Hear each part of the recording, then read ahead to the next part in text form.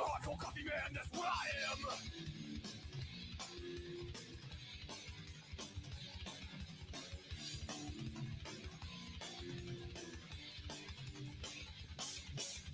Feeling fine after getting my knives, just sit on my ass, you can't tell the time. Even alone, you still look cool, that's what coffee does. Fuck hardcore coffee man.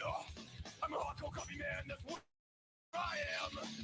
Oh yeah, that's me, it's easy up there on Posse Road. I know you wish you were me. I look so cool, I look so hardcore. I'm the hardcore coffee man and I'm here to die.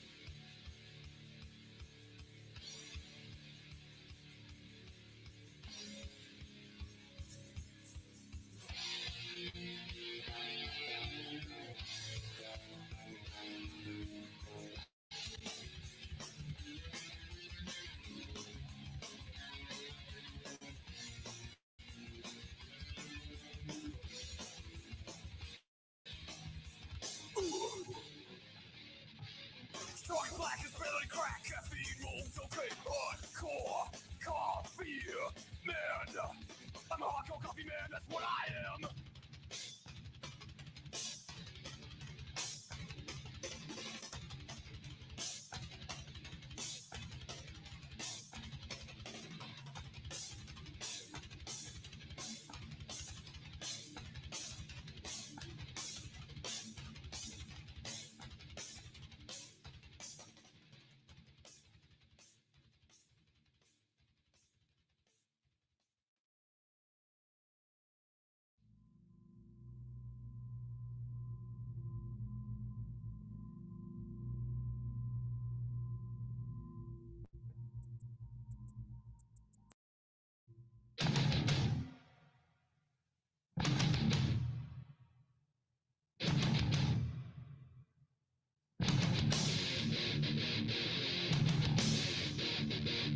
Distortion of truth by association.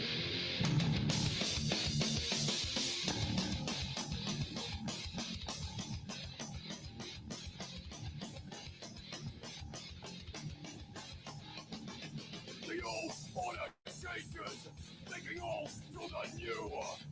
Greed is controlling the future. Distortion of truth by association. We don't need this. Distortion of truth. Loss of interest here. Distortion of the truth by association. Do I have a choice? This is not an option.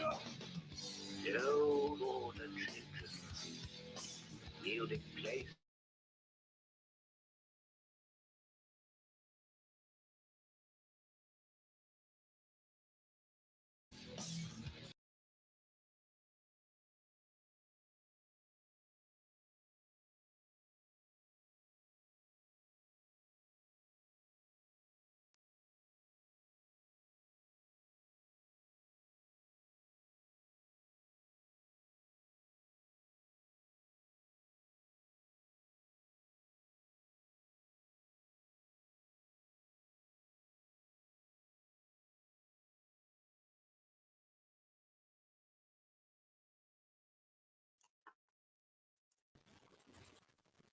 Wow, late but not too late, I hope. It's like 11 minutes of good music there from New Zealand band Raw Meat from the Balcony. Thank you for guys for joining us. I'm joined by Rising Sun Comics CEO Mark Sanders. What's up? Now, What's up, everyone? What's up? Yeah, say hello. I'm sorry for jumping in. I'm just like moving around. No worries, so no much. worries. Hey, I wanted everyone to know that I put a razor across my throat for this, okay? That's good to know. Good industrial metal there. So, do you want to introduce us to what we've been doing for the last couple of last month or so, but actually been working on for the last 2 years? Oh, I would love to. I'd love to. So, what's been going on here is that Aru has been working on the Plunge Studios, and that's his side of the in the world over there. He's been building up stories that are related to New Zealand and related to him and his heritage and where he's coming from, his family, and all of that. And so we had our very first successful Kickstarter campaign coming out of Plunge Studios, which was Incredigrow 1. It was funded. We're working on issue 2 now, trying to get it out there. And, then the follow up one was going to be this one, Robot Nation, right here. Robot Nation is is a 44-page full color, our very first mature sci-fi horror piece that we've done. This is the very first time we've ever tried it. Usually Rising Sun focuses more on PG content. So with Plunge Studios, it allows him to do something a little more, more adult in that turn. So you can see here that this is a 44-page color, full color comic that we're putting out. We've got 4 hours to go on this campaign. There's still time to back it. You can jump in now. It's not over until the fat comic creator sings. Okay, and so this is where we're at currently. This has several covers. We have an A cover, as you can see here. This is done by Francisco Conte, who is a wonderful artist. His work is absolutely amazing. Very reminiscent of most of the people that are working on um, uh, 2000 AD. So very European in its flair, and he's beautiful in his illustrations. Wonderful, wonderful stuff that we're seeing there. We also have Artex, which is the colorist here that you can see in some of these pages you scroll by as Artex interior coloring over Francisco Conte's work. That's his cover right there, cover C. You can see Artex's drawing laid out. That is his, I believe, I think, right? Yeah, Artex is going to be joining us soon to reveal the next project, the wraparound cover for the next project soon. So he's just wrapping up some stuff, and he'll be live with us in a minute. So, so we've got several people that jumped in here and did some covers for it. We have I think let's go back to the B cover. Let's go show that B cover. Mm-hmm. This is the C cover by Artex that you're looking at now. Then you got this B cover, which is done by Shane, I believe. Did Shane Evans do this one? No, this is Thomas. Oh, Thomas did this. Okay, Thomas did this one. And so you could see that, and it's very tongue in cheek. Everyone can do the robot, and of course, robots are going to cheer you on if you do the robot. So it's a very, very interesting, cheeky cover. So that's good. And of course, you just saw the Edwin, the Artex's cover there. Then we have cover D. Let's move on to cover D. There we go. Oh, the risque stuff. Hold on. So we got some risque covers. This one is done by James Hill. And of course, I think we're, colored by G-Spot, whoever G-Spot is. Yeah. No one knows. They can't find it. So I can't find him. I'm sorry. Can't find him. So anyway, here, this is a risque cover, part of the thing. And then we have another, the next one up is the Lab Rat, which is a E cover. This one's also done by that elusive G-Spot. It's very, very well done. Pretty amazing work. As you can see, very talented, talented artists, very talented covers on this. And let's move on to the F cover. The Bloody Game. This is Joachim's, cover, Joachim Hagstrom. And this is this is a very interesting cover as well. Is this the exclusive variant for No, this is the Jonah? different one. This is a variant of the exclusive variant. This is Okay. like for everybody. This is the bloody game. The other one's for like public consumption. This is Okay. more like a bit more graphic. Yep. So so this is cover F that you can get in this campaign. You can get them all now.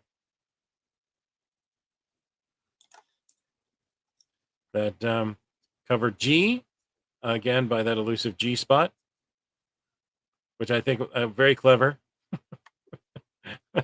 Yeah, it's this one here. You can draw on get the print version and draw on your own comic, or get some other artist that you like to draw on it. Do a person, do a robot, do a bionic person, someone with an arm that's like like a Winter Soldier. It's got a metal arm, or maybe even do a robot in it. That's the joy of having something like this. You can white cover's amazing. One of my friends, Hawk mentioned earlier, Shane, right? He did a couple covers way back in 2014, 2015 for me with my own character robot, Red Dot, in a fight with Deadpool, and then Deadpool in a fight with Spider-Man on a white wraparound cover, and it's like one of the entire world. There's no other covers in the world like it, and it's the joys of having something like this. Like all our covers are limited to 25 or 50, and so that's the limited number that we'll produce. Give or take a couple for backup in case something gets damaged, and also for archives. Now, with that being said, moving along, we've got cover. We have a exclusive cover to be revealed. Once we get there, if we make it, then that one will be revealed. That's another Thomas cover for cover H, and then we're gonna move. We're gonna move on to our foil covers. So we have the G spot. Well, where we go? Foil. There we go. Foil covers. The Robot Lava foil cover by James, and G Spot colored it. And then, of course, we have cover J, which is a Beneath the Skin foil cover. We do like our foil covers. They look great. Yeah. And then we have a wraparound cover. Let's show that wraparound cover. And this is with Edwin, who's going to be on here soon. Artex. So, and then you've got the variant of that in Chrome.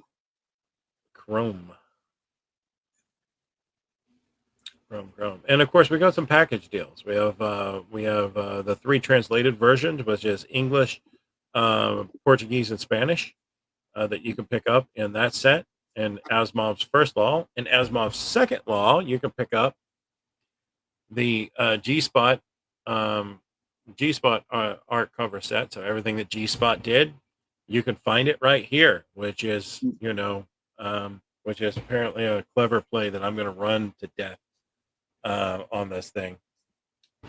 So well, this is a comics channel, and it's a mature comics channel. It's not Okay, so my jokes are okay to run here. Your jokes are fine, especially today, because we're looking at some NC-17 comic book that we're launching. Ooh, we got some good stuff for you. Stick around, because we got some good stuff for you right here on Plungecast. On Plunge Comics. Okay, Plunge Comics. So the next one up is the third law. This is this isn't. No, that's not the retailer. Next one. The foils and the chrome. These are the foils and chromes. Yeah. This is all the shinies. If you like shinies, this is the one you want. Then they got the retailer incentive, which is basically if you're a retailer, we're gonna hook you up, because we love our retailers. We love those guys that support us and support Rising Sun, support Plunge, and just as a little note that if a retailer were to order this, you would not only get this, you would get so much more. Yeah, because we're not going to let you go without. Yeah, lots of extras you could sell on. You could do whatever you want with it. It's yours. Stickers, prints, and not only that, but this incentive is the reason we did this for this one. We haven't done it for any other one. Is that this is a standalone first issue, and each issue in this series are standalones. So you could get if we decide like maybe like things will happen, and in 3 years number 2 came out, you wouldn't even have to worry to your customers. Oh man, the customer knocking on the door going, "When's number 2 coming up?" Because I love it, but or they might be going, "Oh no, it's I want to read the rest of the story." It's like, no, bro, you're good. You're good. This is a self-contained story, which means that both stories are contained in this little book. So you don't have to worry about if it's in 10 years the next issue comes up. Hopefully it won't be that 10 years. But but that's why we did this as a incentive for retailers, because I mean I used to be a comic shop owner, so I know what it's like to get something for free, something incentive, like you're not having to buy 100 copies to get that one-off copy, right? So with something like us, whatever is ordered is going to be printed, and so we give you that. And so this is the list of stuff you get. You get 5 cover A's, right, which is this one, which is in all these are in English, right? And so you get the lingerie white cover, and then you get the lab rat, which is the print version, right, which is different to the foil version. So this is the only time. There's 2 times you can get this cover is with the set or with the retailers. So it's kind of a very unique things here. And also you got like one of the limited edition store cover, which is this one that Hawk alluded to earlier, which is just like without the blood and the bloody game thing. So this is a variant of that, which is the game, right? And then this is it's the only time you'd get this is if you're a retailer. And so there's that one. And then we had the pink, one time's the pink white. But the thing here is that this is like 10 issues that you get all up. Now, plus with that, you get 10 lithographs the size of a comic book cover, and you get 10 sticker sets as well. So if you wanted to, if you wanted to make a bit more on the side to cover your costs, I know what it's like to be a comic shop owner, and to get that one thing, you got to buy 3 or you got to buy 5 because that one customer goes, "Hey, I want cover B." Yet nowadays they tell you, well, it's $50 for cover B, right, or $60 for cover B, and I'm talking retail. I'm talking about like Marvel and DC. And then they put, but like our, whatever is ordered, that's what gets made, because we try to like, we're in the indies. We're not rich. We don't have $1 million backing us or $1 billion backing out what we're creating. We're just doing what we're doing because for the love of game, right? For the love of the game. That's right. So so if you're a retailer, I've been pushing out to the retail store saying, "Hey, look, get involved." But hey, if this is an opportunity to get on the ground running, right, for a series, but also introduces people to our comic books as well, right, Hawk?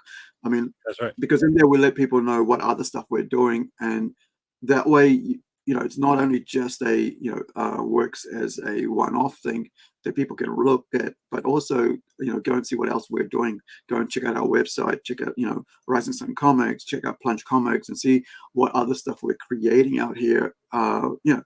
These past 5 years. But to be honest, some of these stories are written, which is coming down the line. Some of them like been written 14 years ago, and this is the first time, like these last couple of years, we've had the chance to actually bring these to life, and so. And the other thing I should mention here, right? You get this. We'll go over to items later, but you'll get this beautiful signed Asimov's 3 Law signed card sent from me, printed and signed for me from New Zealand. So not only do you get these comics going out to you separately, you get these, you get a little thank you note from me, but also a preview of what's to come. And it's like a special cover, right? And whoever backs, those are the people. If we get this thing funded, are the people that will get these thank you notes. Thank you cards. But on top of that, every person who supports this digital or print, you get a thank you in the comic book. You get your name in the print in there, right? It's printed there for what you call perpetuity, or is it what it's called, man? Forever. It's in print. It doesn't go away. So moving along, the all-in. So we're at the all-in. So the all-in gets you one of everything that's in the set. So it's 13 covers in total. All of the extras, everything that you can do, you're going to get it all right here. It's an all-in package. We usually offer these with all of our Kickstarters. It's for so you don't have to think about it. You want everything we got. Boom, done. Here you go. Genie, wish granted. you know. Um, Yeah. So then, of course, there's also going to be some add-ons that you can tag onto it too. But our all-in gets you pretty much it gets you everything. Yeah, you So got the list here. Every single cover, every variant, that's out there, even the ones that were, kind of like offered to the store, because, this is where you get the all in, right? We're not sort of like, okay, yeah, it's only for that. But if you're the person who goes, like Hawk said, I don't want to think about it, but I want to support you guys, right? Because I want all these covers, because, like I said, these are limited to, whatever number you're thing. Like, here you go, like something like, only 25, right? So the maximum anybody could buy of a cover is 50. That's it. And then you got the stickers. Hulk. yep, and then of course we have the stickers that you can do as add-ons. Stick it to the tin heads. So so that's this exclusive set of stickers that we've got that you can add on once you pledge. Once you click, hey, I want that cover A, boom, or I want cover B, whatever it is. Everything except for the all-in, because the all-in is going to get you this anyway. So and then it'll, after you click I'm going to pledge, then it's going to take you to add-ons, and you'll be able to add in the stickers, and you'll be able to add in the lithograph here that we're seeing, which is the G-spot lithograph, which is an exclusive. And then of course we got stretch goals, which we don't have to go into stretch goals. I don't think we need to go into stretch goals. But there's Yeah, like right. the thing I want to talk about is, like, just while we're here, is the amazing work. This is, sorry, should be like, I got corrected. This is Artek's work. And so, we've got some amazing stuff that we're looking at. But one thing I really do want to let you guys know, that we have a team of amazing artists that work with us, right? And because they love this, and I think because the idea is that indie comics, you have so much freedom to do what you want. And so, when artists come to us, like, okay, you've got, like, I only got a couple hours a day I can spend doing that, or I got the weekend, or maybe, I got a week, I like a couple pages a month I can put that in. And one of the great things about our teams are that we're not holding them to anything, to like, we do have a set time limit to when we want to do it, because, you can't like wait 10 years for one comic book to come out when you're promoting it. So with promotion, you got all this stuff you got to do, but because, you're out here like trying to make sure that people understand. I mean, readers are waiting for comic books, fans are waiting for stuff, and you got a time limit to when they want to get these books to them. Otherwise, they'll just go away.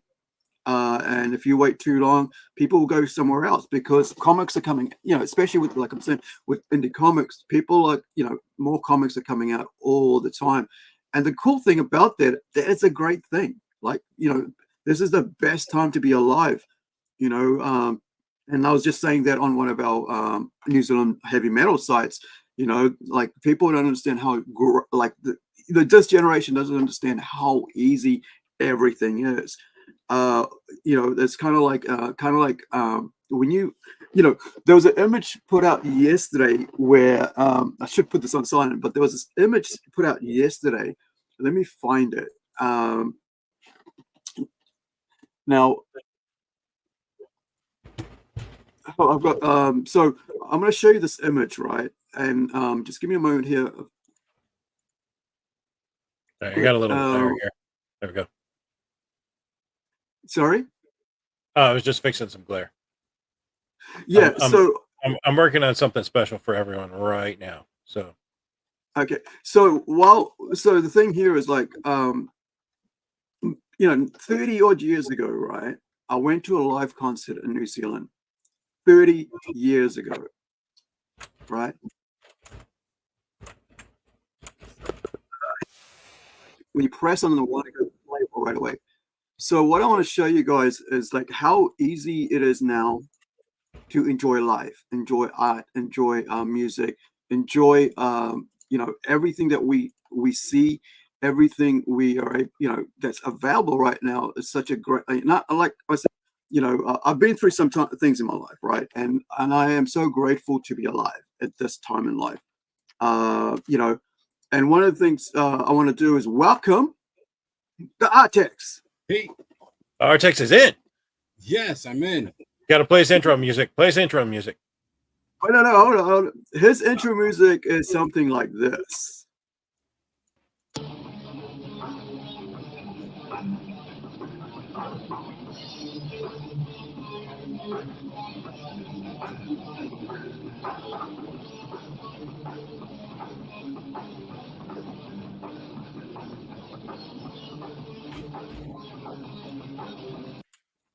So, introduce yourself, Artex.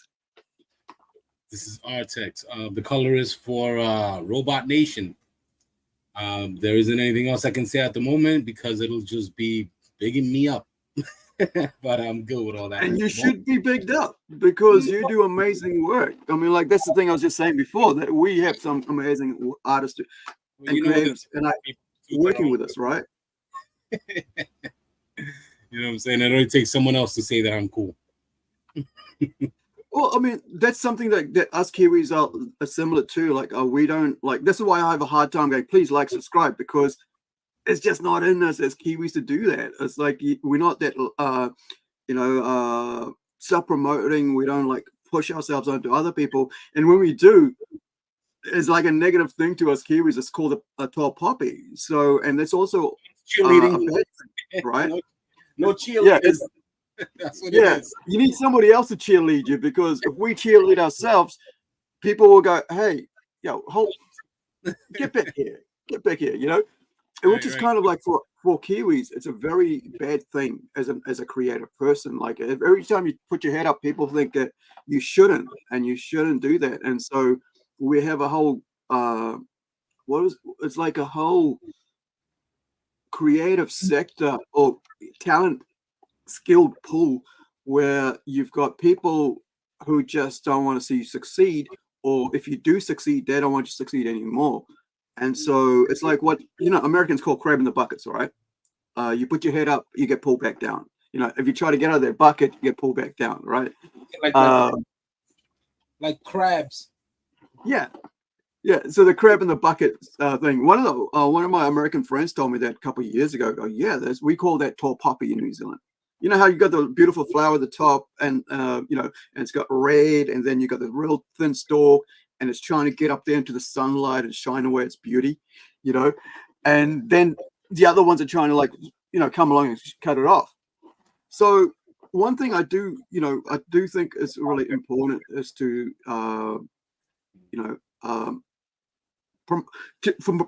promotion is really important. And as a creative person, you got to do it, and there's no other way to get seen. This time in our lifetime, we have so many avenues to do that. However, that also means there's so many people doing it as well. To get seen is the hardest thing right now, because you could have somebody report your work, right, and claim it as their own. You could have people take that work on and turn it into AI. Somebody, I think our friends over at Niobe Comics, right, Larry, somebody did a AI version of his character Niobe, and so he did a stream on that, and he's like, so it's kind of like, do check that out, right? So one of the things that's very important is to showcase original works of art.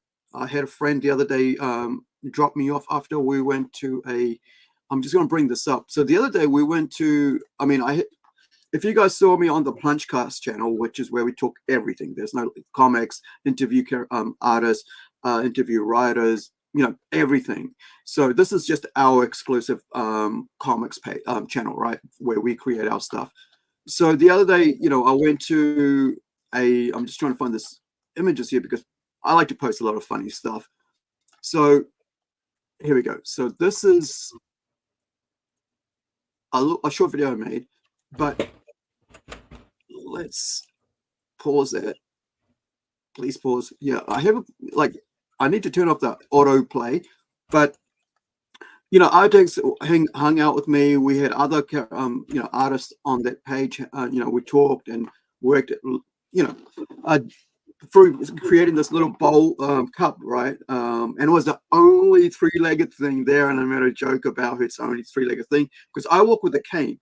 So I'm going to show you what I mean, guys. So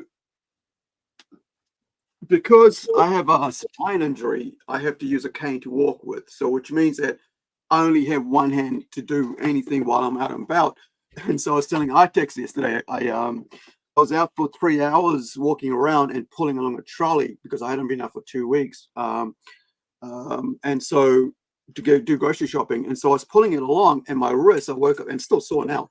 I woke up yesterday morning and was just in pain because I wasn't used to, like, after three weeks of not being, pulling along, probably like about 10 kgs worth of groceries and stuff, or 20 kgs, because I have a trolley bag, like an old person, like a huge big trolley bag with wheels, so you drag it around, and on the other hand, you're walking along with a limp. And so both my hands were like, kind of like a wrist guard thing yesterday. And so that was prior to going to this event. And so one of my friends turned, who's an award-winning horror writer, right? He's a novelist as well as an award-winning short story horror writer recipient. And he also is published through the US. And so we went to this event, and there was this is a donated a fundraiser, right? Where you just do your work and you hand it over and to fundraise for a arts facility, which I have been a part from almost maybe 20 years on and off over the years. And because I'm an artist, so it kind of like, Okay. Did I freeze you? Did I stun you guys there? I'm Hold on. looking at that. I'm trying to wonder, did you put it up there or what's going on? Hold on. Let me, wasn't going to interrupt your story. You finish your story, and then I'll tell all of our viewers what it's about. Okay. Because that's not public yet. I don't want that public. Okay, cool. All right. Just hold on. So we went to this event, and the thing was that 100 people donated their time and energy and materials as artists of ceramics, right? Or some. I knew one person who was a glass blower. I shouldn't say I knew that person, but I knew, because I used to blow hot glass as well. If you've ever seen anybody like with a hot rod, right? At the end of it, it's a flaming, glowing piece of glass. That's what I used to do, and form it into cups and stuff. And so, sorry, what was that, Edwin? He fears ice cream. I fear glass blowing. That is scary. Oh, really? Let me see. See, that's lava. See that? Can you see the scar? Glass blowing is dangerous. Yeah. So I actually burnt myself. Like, yeah. I think this is a part of a bit big. Like there was a smaller. This is a different color. Like I fell into fire when I was a kid, baby. But like there was another. I have no problems with fires. I'm a bad person, actually. Anyway, when I was a kid, not now. You're accident prone. You're left-handed. Crazy nut. So back to this. So we went to this event, right? It's called the Quarry Arts Center. It's like a private, kind of like put together with fundraisers, and not only that, you've got people who live on site, artists who live on site. And so if you wanted to go, hey, how do I do this? How do I do that? Very professional creatives, right? When it's got like because it's a pottery site, right? So it's artists and clay, ceramics, sculptures. They'll teach you, And so over the last couple months, right? I think it must have been about 3 months, on and off over the live stream, while we're interviewing people and while I'm, doing my comics and ramblings thing, like I'm rambling now. But so I was building this, right, from just a bit of clay, right, and as a piece to donate. And so I was I'm grateful to that place because it allows me to showcase what I can do as a 3D artist, right, like someone who can work a piece of clay. So you were saying, Edward? Yeah, I'm very familiar. You've seen the sculptures I made and the masks that I pulled out. Yeah. Molds and all that. Yeah. Yeah, watch the last stream and you'll see a whole bunch of work from Edwin with that. Definitely. So we ended up there around about 5 o'clock, and it was packed. Like there was hardly any moving room in this gallery, And so I did a whole lot of videos of it and then put it up. I said, like, let me get this out of the way, then I can hang out and talk to people, which we did later. And so it was pretty cool. So this is the here. I thought I'd do a little how it started kind of video. It's about a minute long. So let me get that volume down.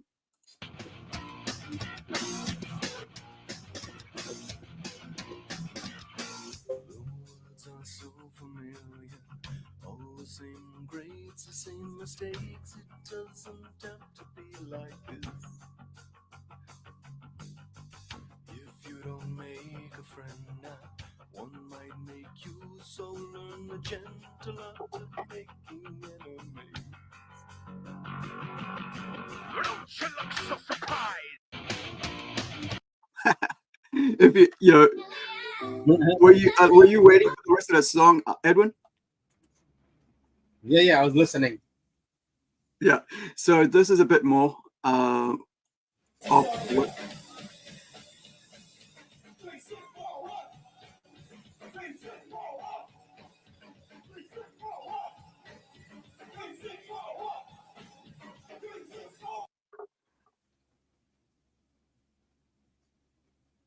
It's weird. It just cut out the music. So this is, look at all this amazing hand-built stuff, right? This is what I do. I build my hand, like, I mean, as Edwin's also said before, like just sculpture building, hands-on stuff. Yeah, some of these are very large. Like this one's like about yay big, like about maybe 30 centimeters, and just look gorgeous. Octopus cup, you know, look at that. That's like about 40 centimeters or something. Then you got the, you know, kind of more avant-garde sort of natural, you know, just let's put this, you know, paint this splatter colors on there. And this one here is that blue one was beautiful, man. Like I just thought that was really cool. I'm going to show you another one which I love, but like I used to do mosaic, so I found that very interesting. And where is it? Is it here? No. Hold on. So there was this cup here that I want to talk. I don't know if you guys have this in the US sometime. It's called this one here, right? So did you guys ever have the longest drink? In the US? We don't have the longest drink, but we have the biggest drink. Like, you know, those 64, 84 ounce cups. Oh, the big gulp. I can see why. Big gulp. There you go. Big gulp. The big gulp. Like this is the, like, so this is a clay kind of like painted one off that you know, because these are like shake cups, you know, like milkshake. So that's what you get your milkshake made and you give it out at the dairies. Not at the Dairy Queens, you guys call it, right? Ice cream parlors and stuff like that. So that's what that's from. So I'm not sure if this is just a New Zealand only thing, or that's what I was asking if it was like, you know, you guys had it in the US or not. That's like the chocolate cake, chocolate shake. Yeah. Now you can siphon a cake through a straw. Exactly. Yeah. So this one here was one of my favorites. This is what I picked as my you know, my artist, you know, is it audience choice or whatever choice they call it? You know, because it reminded of our work Zoolandia that I'm doing with Ewa Kim. We showed his artwork before, and he's an amazing artist from Sweden. And so I saw that, and I was gonna I was thinking of going, hey, can I get Joe Brooks, who's the artist on this, Joanne Brooks? I should get Joanne Brooks to do a little you know, a little dragon of Bremzo, one of our characters, one of our main characters, and we could do that like an exclusive piece, right? As part of a Kickstarter when we do that one, or when we release when we release Zoolandia issue 1, have a little dragon pottery clay thing that is a, you know, one-off ever exclusive piece of 3D artwork of our character. I mean, that'll be amazing, right, Hawk? Yeah, that'd be awesome. It'd be awesome. That, I mean, I was looking at this, like, look at that, man. Like, it's so cool. So a lot of work goes into that. And so this is like the standard, you know, clay, you throw it and you put the little handle on it, dip it into glaze, and then put it out and you're good. Same with but that one's got a bit more painting. There's a lot of work goes in some of these ones. Like, look at that drawn one. and you got like a rabbit or something there. Or was it a goat? And then, of course, stuff like this I love. Things like writing on material, like as a writer, right? So if you're doing clay or something, or paintings, like I used to do, oil and acrylic, basically writing on their little poems or little sayings and stuff. So this is pretty. It was pretty cool little event, and then that's part one. Then we had this one here, the rest of it, and then beer pong. I'm sure you guys have had beer pong, right? Done that. That's your guys' thing, right? In the US, not something we do here in New Zealand much. That makes me thirsty. Right. So I didn't notice what it was until way later, and then I saw this thing there, right? Okay, I see that. I'm challenging Artex to beer pong next time we're together. Well, Artex, are you in Boston, or you're in Boston, aren't you? Massachusetts. Yeah, Boston is a little further out. Road trip. Oh, okay. It's terrible. I think you should just stay where you are. Yeah.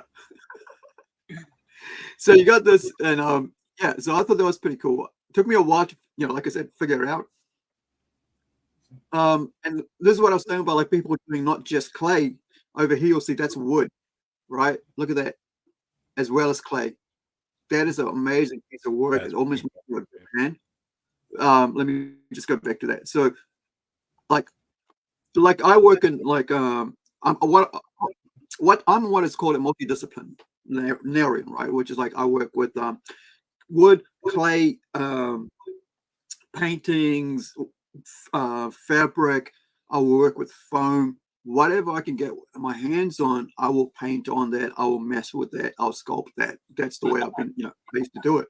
I paint on bone, right? Like a cow's jawbone and stuff like that. So all carved, necklaces out of, bullock bone, right? But beef bone, as we call it. I paint on machete. Oh, check that out. There was a three-legged one. I thought I was the only three-legged one. That's pretty awesome. That's pretty cool too. Yeah. Wait, what's our text got here? Is this a machete? Yeah, I got machete. I'm machete and a machete. I also got Jason as well, Friday the 13th. Yeah. See, that's what I mean. Like, as creative people, we just take whatever we can to put our friggin', work. I mean, like our what is it called? Our art on it, right? That is awesome. Nice. That's awesome. That's awesome. Yeah. Look at the detail.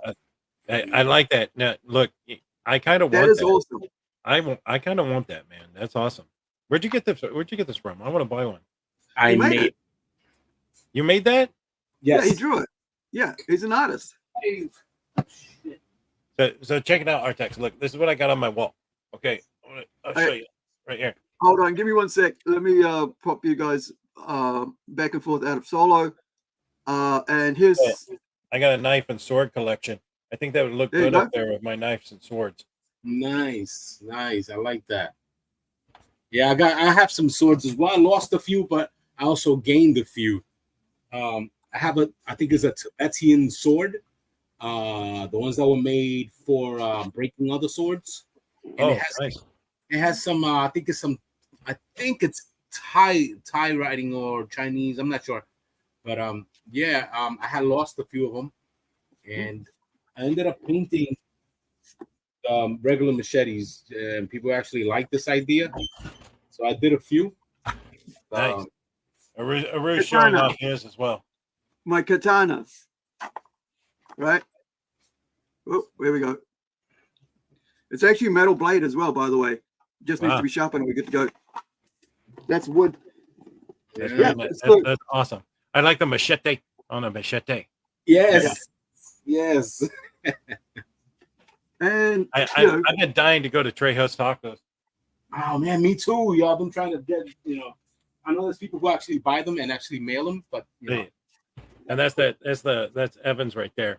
Oh this is Shane's work.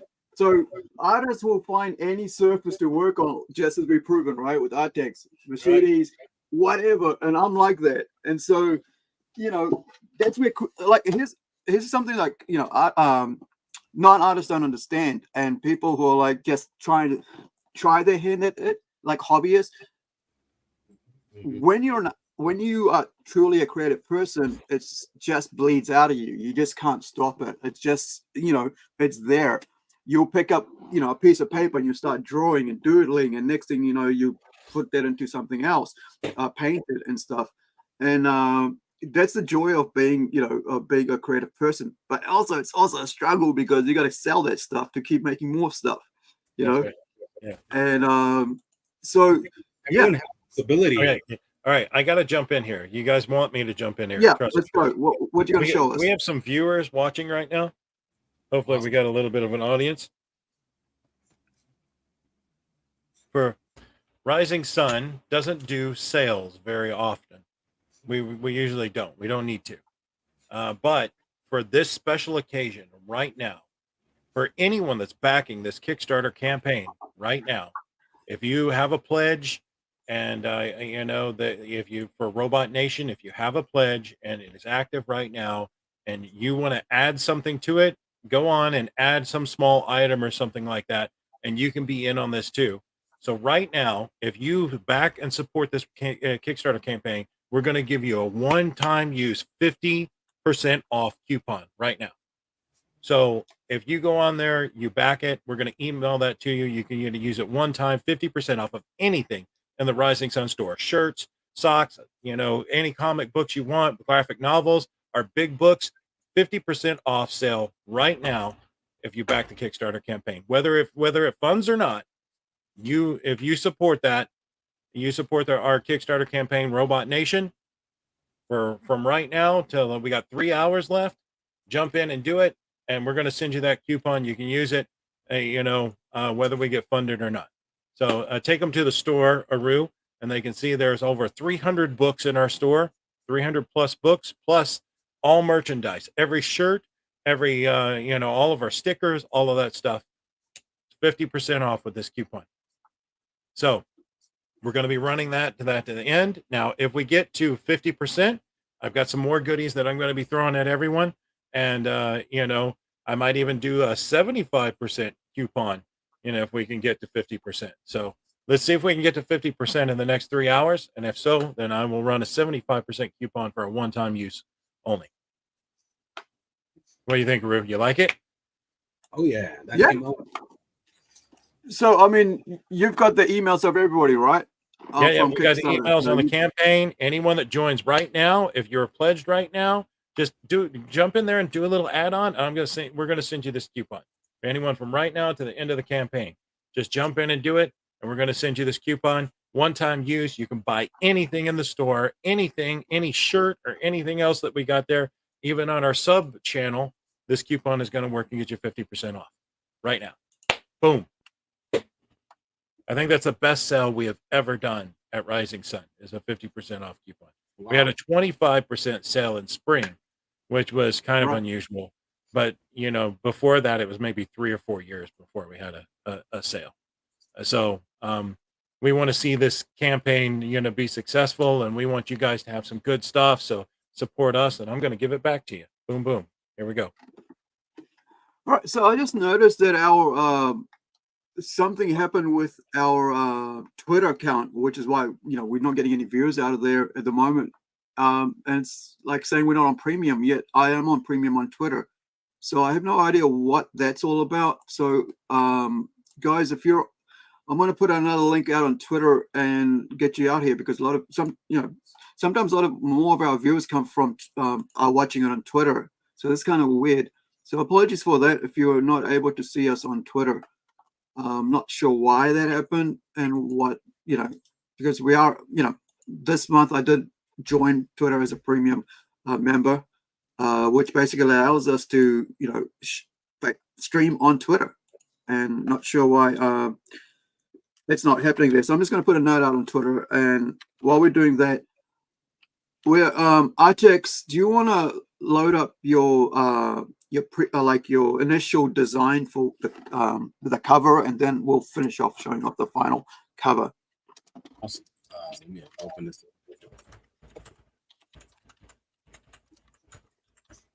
I'm going to make a note on our Facebook account right now, letting people know there's a 50% off coupon.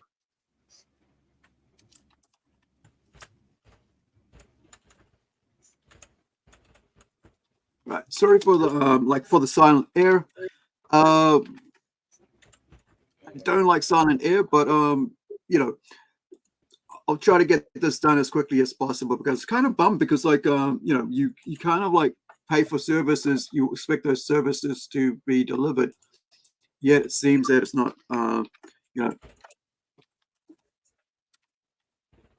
not going through. So let's do this. So there we go. Let's make sure that's working because otherwise, what's the point, right? Because I could have chosen some other, we could have put it straight away on our on which what I'm going to do right now is take it off there, off Twitter and put onto Facebook, and we'll put it out now onto our Yep, now it's going to, you'll see us, if you're on our Facebook, on the Rising Sun Facebook page there, Hawk, you'll see us streaming on that page now as well. So hopefully people will be able to get us there and see what you're doing here with this. Now, talking about Rising Sun Comics, right? We have a deal with Rising Sun Comics to print our books and get our books into America, which is why, you'll see us on there.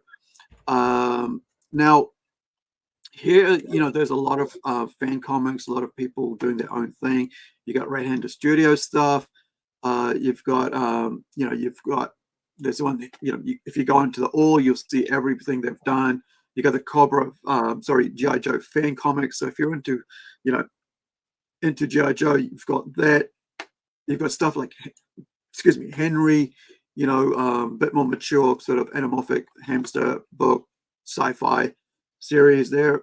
You've got Action Force. You got the UK kind of stuff, version of G.I. Joe, what have you. You got Cobra the Enemy. You've got the amazing work. One of the things about this sort of fan work is this is where people learn to cut their teeth and how to do comics, because a lot of people come to comics with no clue. It's like, I got a story. Okay, so how what is that story about? And a lot of times people have never actually gone to a course to learn how to tell a story. They just think they've read comics for 30, 40 years and now they can do it. Or they've read comics and now they think they can draw it. And so there is a lot of work that goes into art, and there's a lot of skill that goes into it, which is why I despise AI art.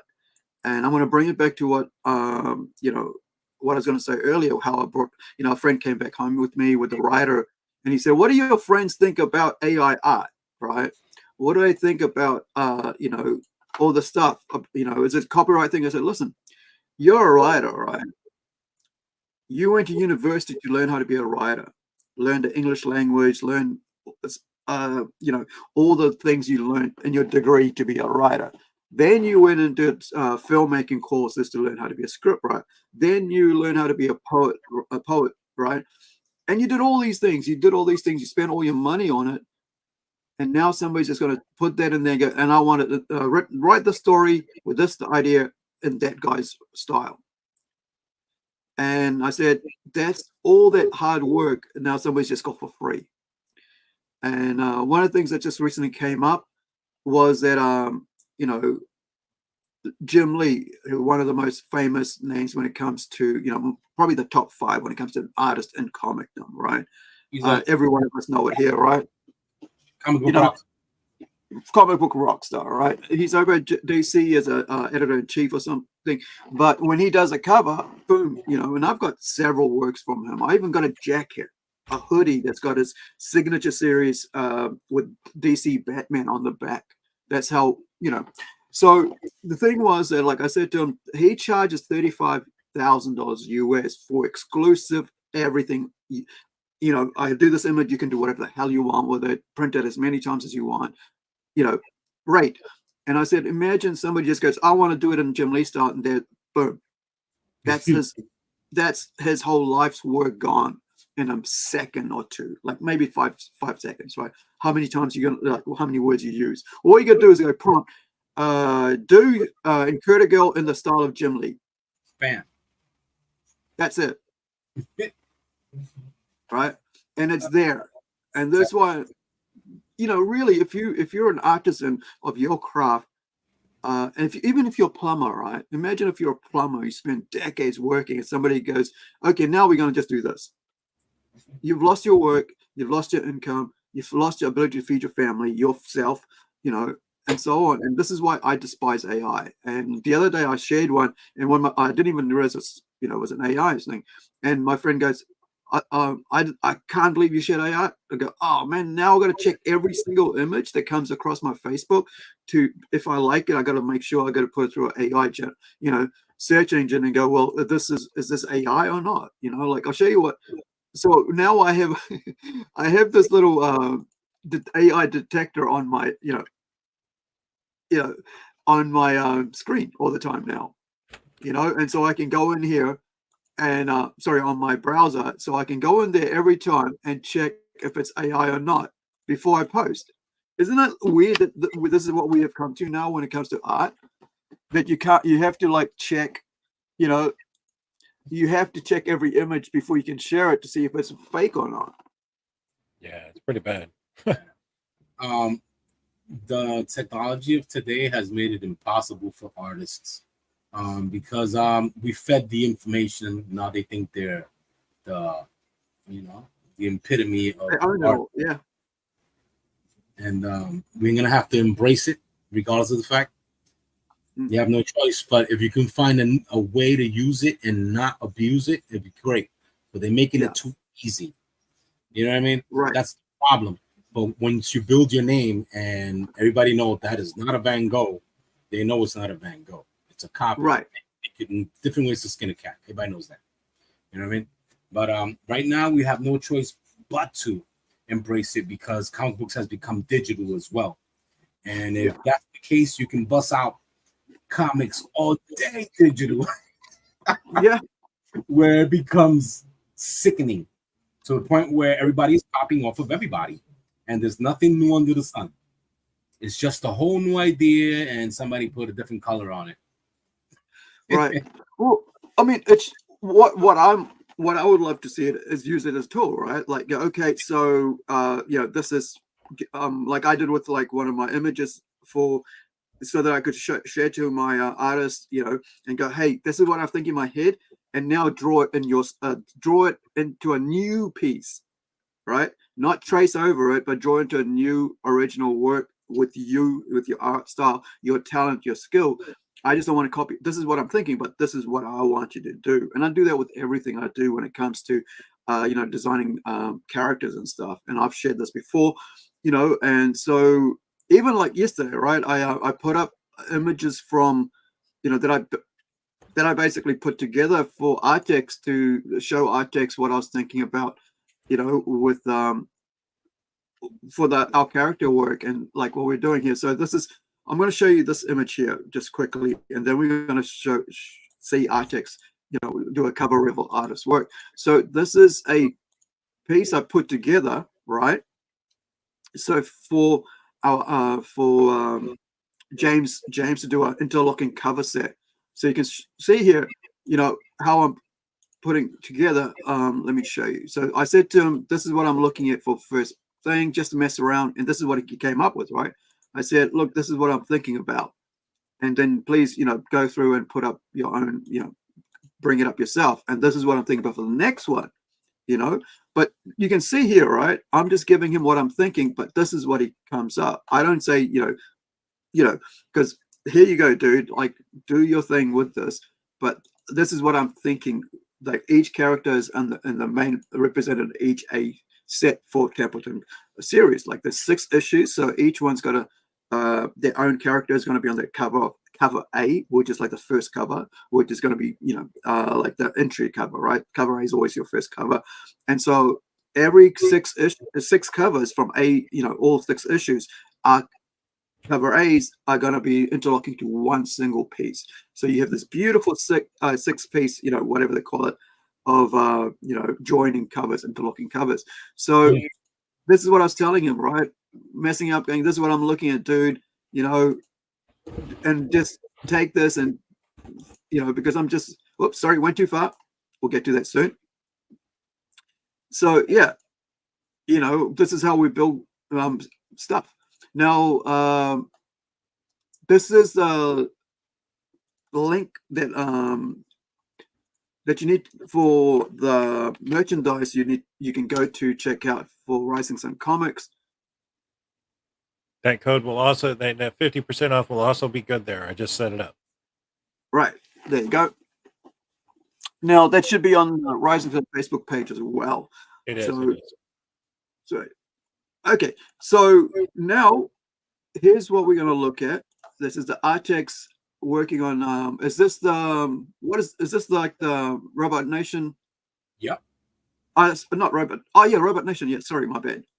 Yeah, carry on. Just throwing down some colors. Oh yeah. Yeah, I'm throwing down some colors. Oh yeah, talking about AI. The Clip Studio has that, and they're putting that to every program now, and it's ridiculous, but it's useful.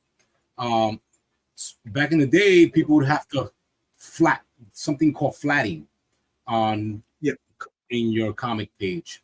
Now we still have flatters now. Yeah. Now you can just press the button and have the computer do it. Is it any good though? But I'll let you talk, Artex. We can get into this because this is something I'm highly interested in. Right now, you can. It's very, very useful. I can show you how it does right now. If you're okay with me using AI for your Robot Nation, I'll show you right now. Not really, because we've been promoting it for as a exactly. art.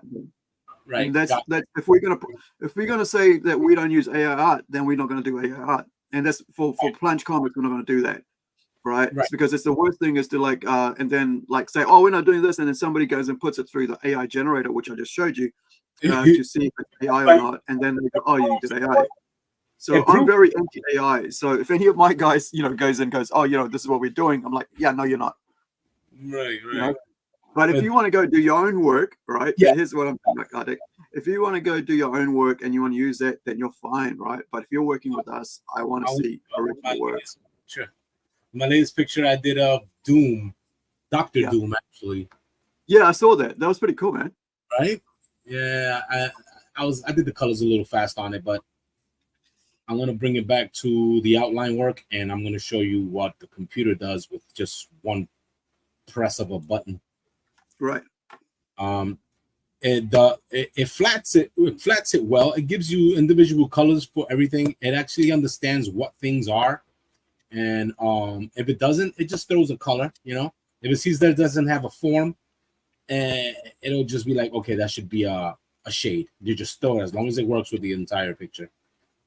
But I'm gonna shut off all these little pages that are considered layers. Right. I'm gonna bring it all back to regular ink line work. Mm-hmm. Is this the farthest? Yeah, I must have already done more than that. But yeah, this is it right here.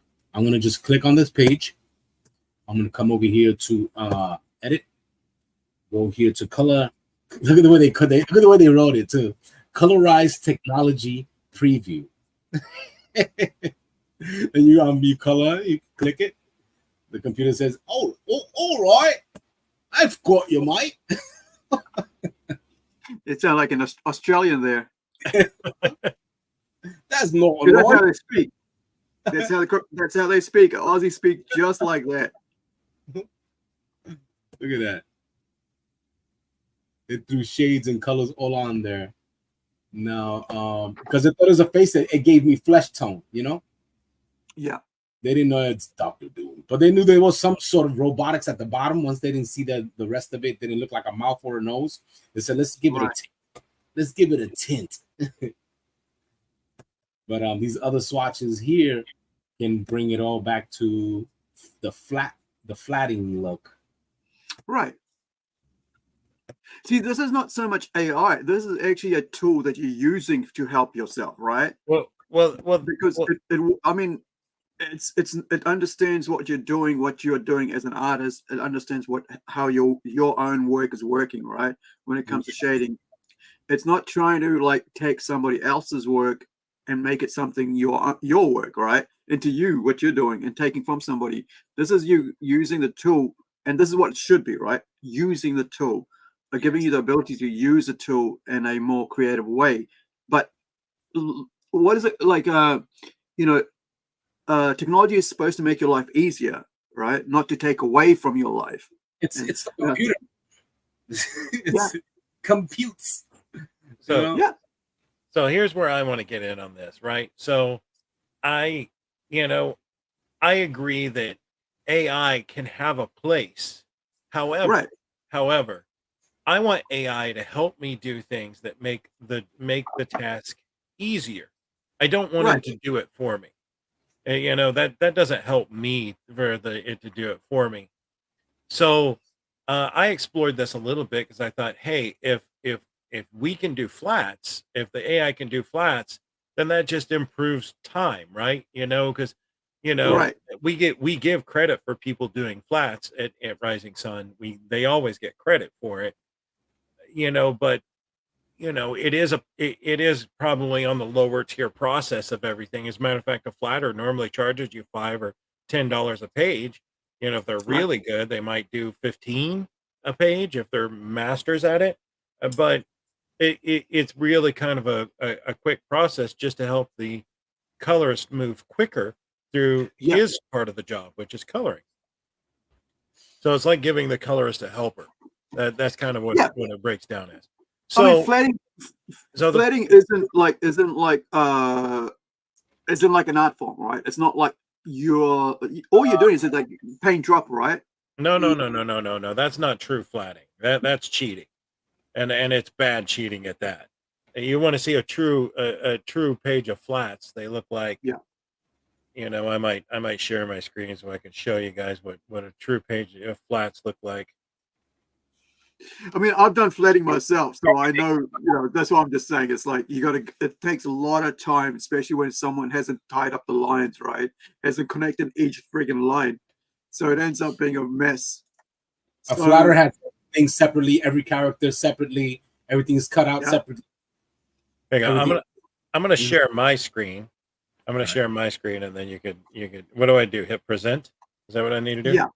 Yeah. Present and share entire window. Share screen. Yeah. All right. Okay, share screen. I don't know what it's doing. To do. Let me know when you're ready, because I'm looking for because we're talking about like flatting. So I'm going to show you what I was doing with flatting as well. So you can see I've been facetious, right? Because I know how long it takes to do flatting if the work hasn't been done properly. Yes, but you can get around it. Yeah. Okay, I'm ready. All right. So that's opening up on that screen, and that's our text. No, you're not. I don't see nothing from you. You don't see anything from me? Okay, well, I'm No, technologically. because you haven't hit the present button yet. Got it. So you got. There we go. There you go. Is that it? Yes. No? That's fun. No, you was it. You was on it. Now you got to go to the page. There you go. All right, you guys see this, right? Okay. Do you want to zoom in? I wish I could. There you go. I can move it. So here, this is true flatting. So this is what I teach whenever people come work for me. This is the color without the line work on it. This isn't filling in. This girl is Operan helper. You can pay her tons of monies and she'll come do this for you. But you can see that she really separates out everything. Everything has its own path. And once the inks go over top of this, it makes the colorist be able to move much quicker. And it doesn't matter what the color key is. That doesn't really matter. It's just being able to select like individual things very quickly so that you can move through it faster. So this is what flatting should look like. This isn't drop and fill. These lines are clean. This is clean line work. It's not jagged. It's not got bubbles in it. There isn't, there isn't spots or specks or anything like that. It's straight and clean. So I know a lot of people think that they can just drop and fill and it's going to be okay. Well, you can't drop and fill with me. It's not going to be okay. Yeah. It's So my issue, and I want to go back to this. How do I unshare this? Stop sharing the screen. Okay, so my issue with this is I've tried a few of these AI flatting, and they can't do that. They cannot do that. They, it gives exactly what you showed, Artex, where it's like, okay, I want to shade it for you. I want to try and finish it for you. I want to try and do the work for you so you don't have to do it. But it's trying to do the job that I don't want it to do. I don't know if that makes sense. So no, it just takes the tedious out. Go ahead. I'm sorry. Yeah. It takes the tedious parts out. That's all it does. But it gives you a decent amount of they cut out some work for you. The rest of it you have to manually do. So now that they filled up that whole entire page, like I showed you, with whatever they thought would fit as color, all you gotta do is put the different swatches and pick the colors that you want. And it's just annoying, as well as it is flatting every little piece, cutting every little piece perfectly. You know what I'm saying? And it's the same thing. You just delete the lines, and the whole artwork is all on there. I could have shown you in 20-30 minutes to flat out a whole entire page if it was as busy as the one you just showed us.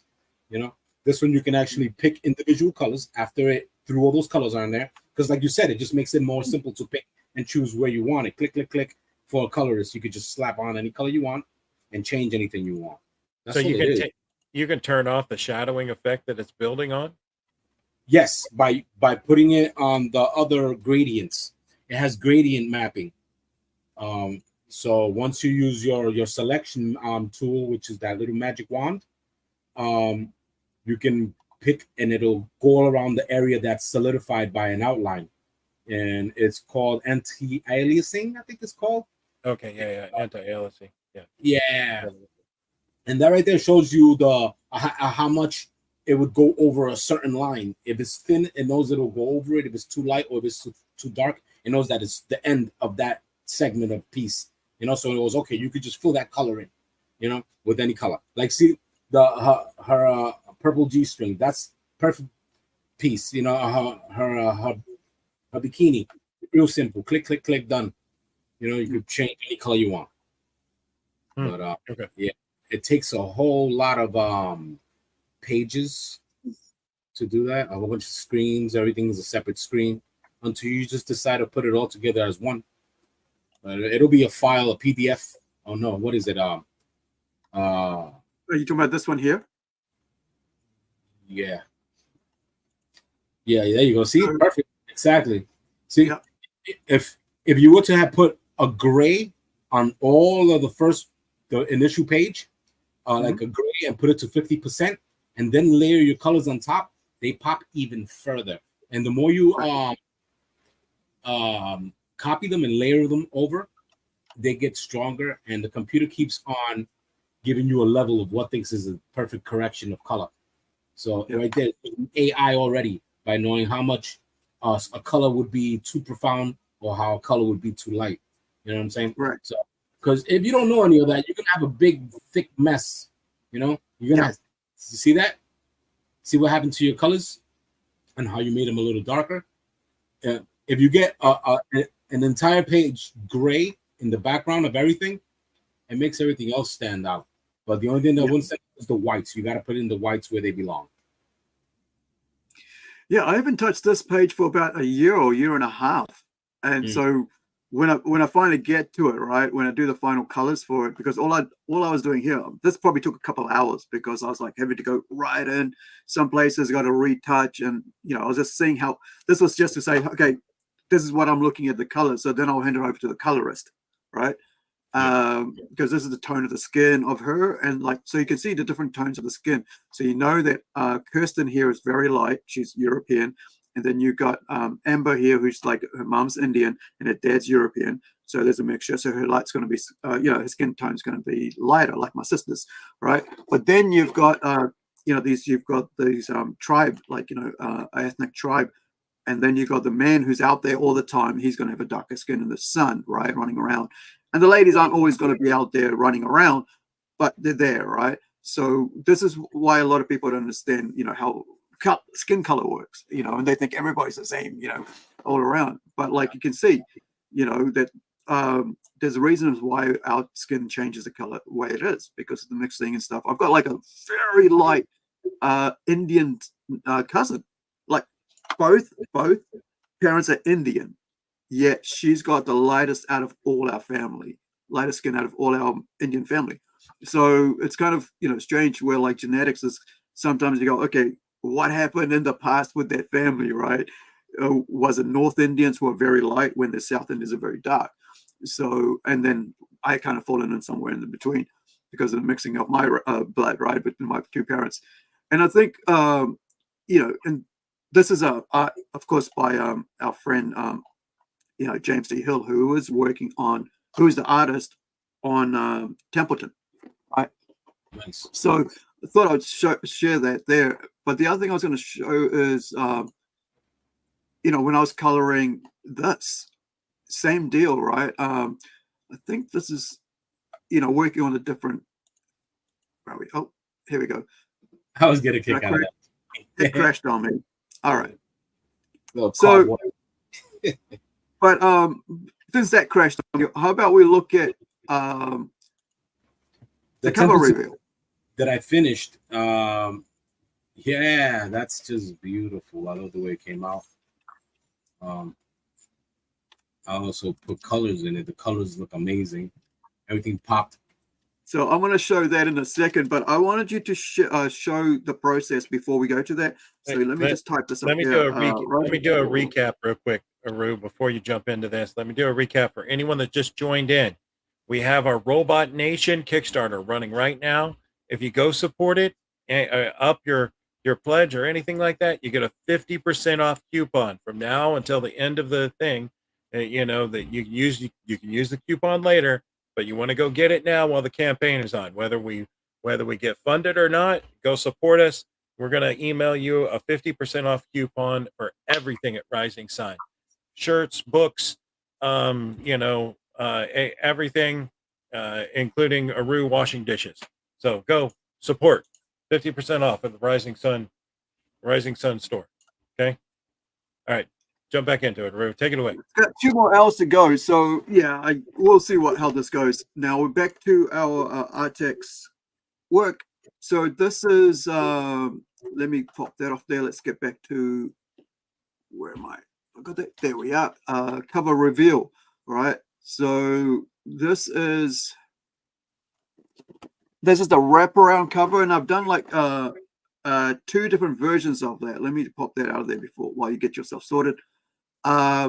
So we've got a black and white version, and then we've got kind of like based on the work, the A variant, and then like I've got a B version of that. So I want to get Artex to decide which is, and hope you guys can pick and choose which one will be the final one we put out there. Great. But see that. I was noticing how were you putting the title at either the bottom, the top. I like how you flipped it around, and it still looked pretty good. Yeah. Sometimes you do a picture, you flip it, and it looks awkward to you. This one, it didn't happen as much. Yeah. So remember, so this is like the V version, right? And so you've got the logo up here, and I'm like, yeah, I don't want to see Sangrium here, who's the love interest, get changed, have too much on her face. I think it's bigger. I mean, the thing is, I could lower it, but I don't really, want to eat too much into it. I love it. I mean, for its own way, it would be fine, right? But then you can go, okay, this is the original. Can you make the Templeton bigger? This one here. Yeah, that the title. I think it should be bigger. But it will cover the work, though. Oh no, the one at the bottom, only the one at the bottom. If you make it bigger, not the one. Yeah, we could make this bigger as. But I mean, remember, this is like the comic page right here. That's the front of the page there. Right. And so if you you don't want to take it too much off it. I mean, too much of the cover, because I think I love seeing people's, people seeing the artwork, right? Yeah, yeah. This is a cover. The cover Yeah. is different from the actual comic book, where you don't want to hide too much artwork and with word bubbles. True. The title here should be bigger. If you can go to free size, and it'll help. Oh yeah. No, I can make it easy. Like change the size. It's easy, but like, so this is the final work that you sent, right?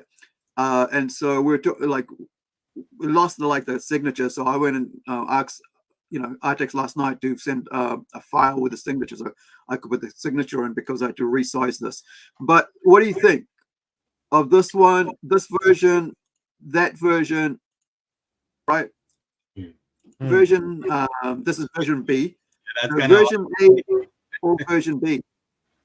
It's difficult. Oh, but that foil idea would be great for the temple on the back. Wow, incredible. What do you mean temple on the back? You see the temple in the back? You mean the logo on the back?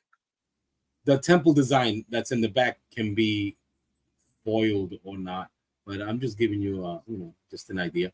But yeah, are you talking about this work, or are you talking about the one we're looking at on the screen? The one that's we're looking at on the screen. Oh, okay. So let me get out of there. So you're talking about our background, right? Yeah. You're talking about this. Yeah, we've got Iwa Kim is doing something like this for me as a cover. He's like, our artist on Fantastic Aroma, he just messaged me on Facebook, on Skype this week, and say, "Hey man, do you want me to do a cover for you?"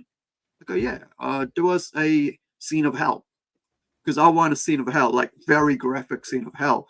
And I said, "This is something like this, right? The background here, where you got like hell, the torture scene, totally full on, just go for gold." Yeah. So that's what we've already got that cover worked out. This is actually going to be, colored as this is the background. There is a 2-page spread that's actually in the comic book. So now, there you go.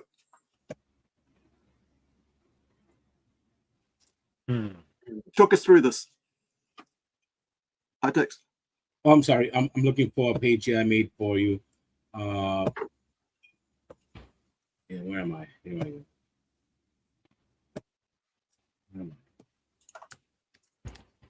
Oh, you was gonna show a page or something?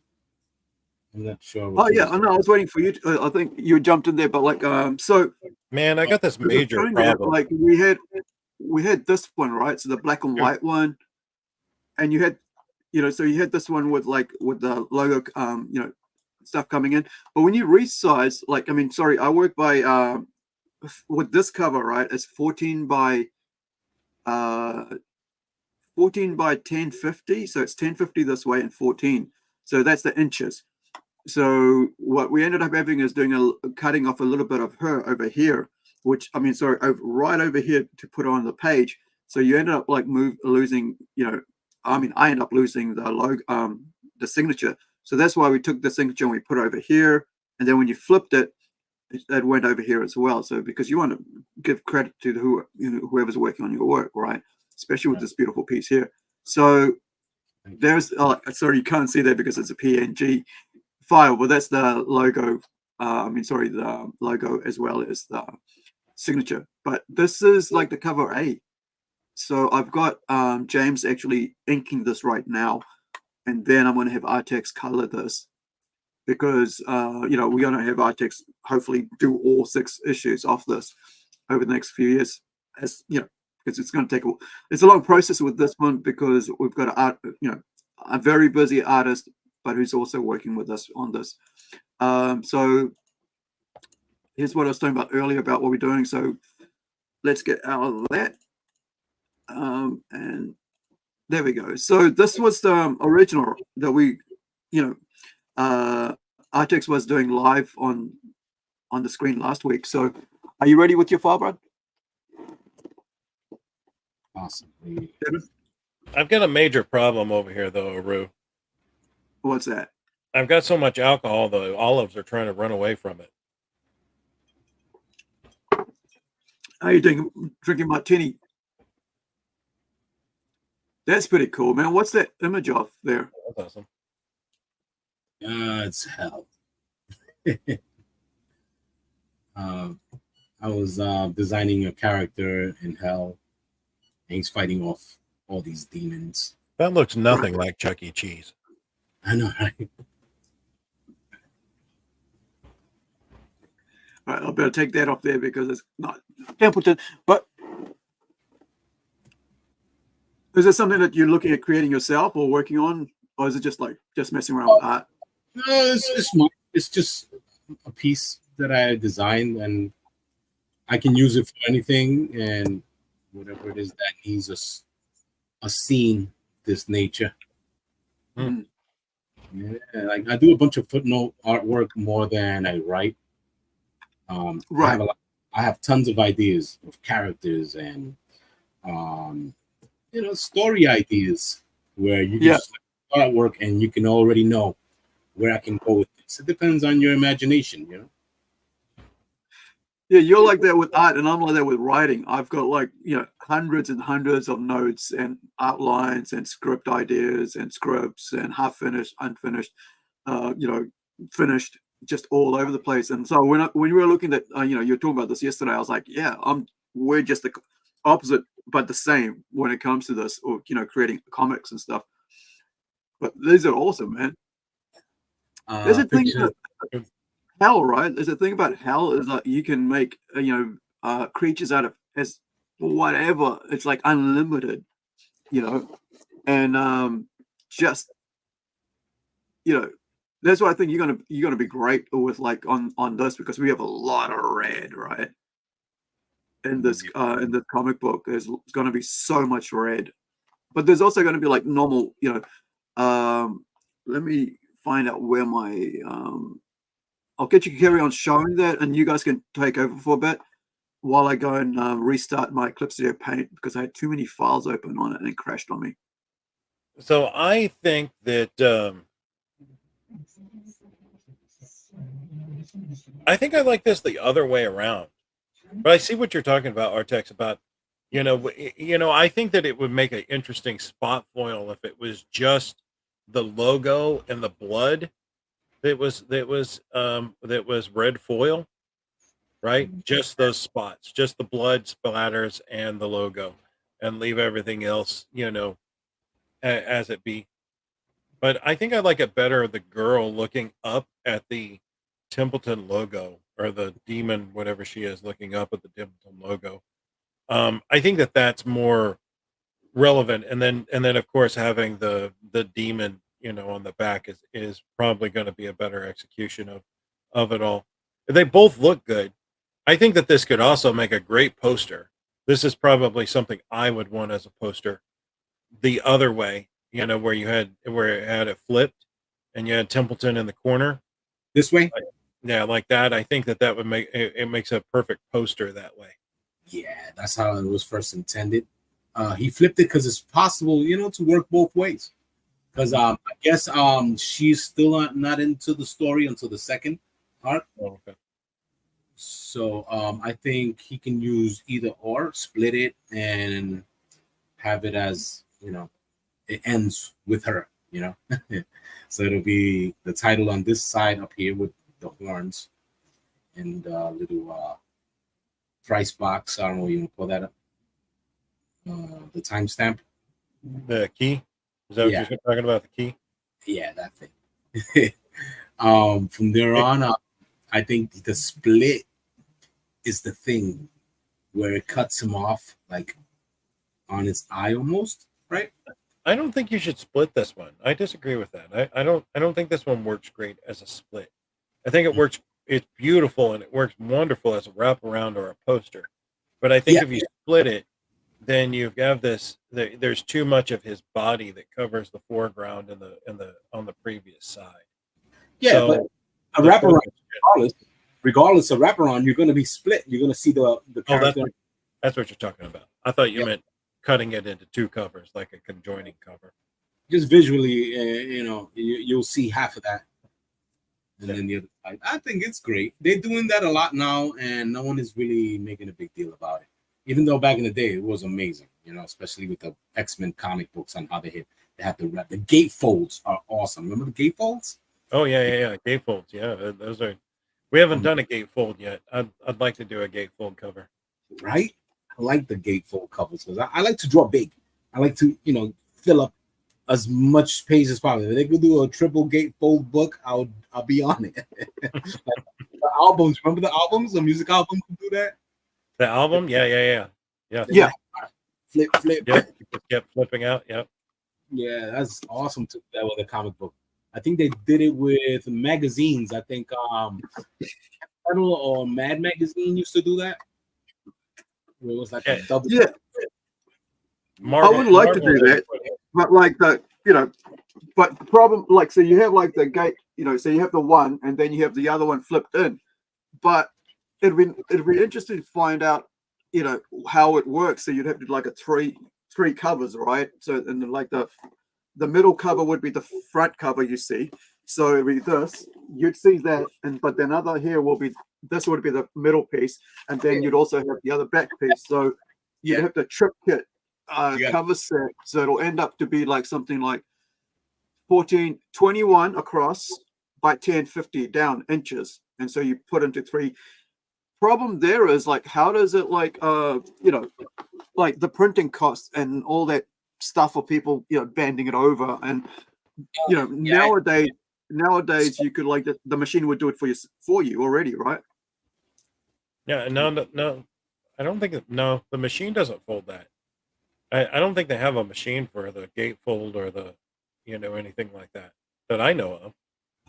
I guess it's a should do it yourself. So what we were talking about this is I like it this way, Aru. I like it with the demon-esque girl looking up at the Templeton logo. I like that better. You know, as the front part. I mean, it doesn't like it sort of doesn't matter which one. All it is, like, I like the fact that like he's looking at her, but this is like a C or D cover, this wraparound, right? Because we have we have a B, and this would be the C, and then we have a D and E cover coming. That's all there is, 6. Well, so why don't we do this one as an ultra premium and have it as a spot foil, and have just the blood splatter and just the Templeton logo in you know, foil, as in red foil. Yeah, well, I mean, that would be that. So I mean, we can look at that when we do the you know, when we do the final Kickstarter setup for this. But yeah, you're right, that would look pretty cool. But spot foil is like more expensive than you know, than like Regular foils, foil. and so you know, when you buy and here's the thing, guys, a lot of people don't understand. It's like when you buy one, and if only one person orders that, that's like something like $50, right? Or because you got, not only are you going to give up a third to Kickstarter of that, but then you got to cover a third with your cost, and then you know, there's like minimum orders that comes with that. So I think a lot of times people on the purchasing end or the backer end don't understand that. And so with this, and this is what the thing here is, right? This is going to have 6 covers, and that's it, because this is doing the whole 666 thing, because it's about hell. So I've got this whole plan that there's 6 covers, there's 6 issues, and there's 6 things. So it's kind of a very so-called demonic thing, right? Because it is a book about soul collecting. It is about you know, the main character being in hell, and you know, and that's why you got all these demons there, and so on. Now you're going to show up the foil. So for anyone that missed it, here's the Incredigirl spot foil. You know, so this is you know, this is a foil cover. Love so it. this is spot foil. This is 2 spot foil. This is a blue and a red. And what I was talking about doing with this one is, let's just do a red over the blood itself, so just the blood glows. Yes. You know, when you turn it like that. So this is also James Hill. James Hill's work. You can. This isn't for sale at the Rising Sun store yet. Actually, I all of those are shipped to. They're on their way to New Zealand somewhere. But this is just one that's left over. Yeah. So we're with that. Like I was mentioning. So we have. Here's the thing. So we are going to be, you know, as a preview, and this is something we're discussing. I was looking at yesterday. I was posted on Facebook. Is that what we're going to do is we're going to do a little an entry level to people to know about about Templeton, right? So there's a character with Templeton, the character Templeton. There is a let me just pop this up so I can show you. There is, here we go. So there is this young, he has kids, right? That's what I'm trying to get to. He has kids. They're called the Templeton twins, right? And so the Templeton twins appear in a all ages comic book called Incredible, which we just saw right there, you know, with the sport foil cover in print, right? So what I thought was like we'll do a little like a limited run ABC cover to introduce these ladies to and who they are as grown up, you know, and so that, you know, we put out cards and stuff as well as part of that, and part of the all ages Kickstarter as a you know, and so I thought it would be cool to kind of show new readers coming into who are coming from the all ages into this to see the dad now in a mature setting rather, and so then we don't bring these girls into the the mature comic book. They stay in the all ages series, right? So they'll have their own series later on about them. There's magical twins that work with magic, that help people. So the thing here is that they are part of they run a, let me put this out here. So they run a thing called, you know, they have a business, right? But they also help people who have issues with certain things, right? So like say like the supernatural, and they have certain gifts in that, and so people, you know, I'm not trying to spoil their story too much, but they have, you know, they run a thing called the Mysterious Cafe, Cafe, right? And we introduced them at the end of issue 1. It's kind of like, who are these girls, right? What has this got to do with Incredible? And so, you know, we had this beautiful work done by Kevin Zimmerman on the art. We had Hugo Aquino do the coloring on that.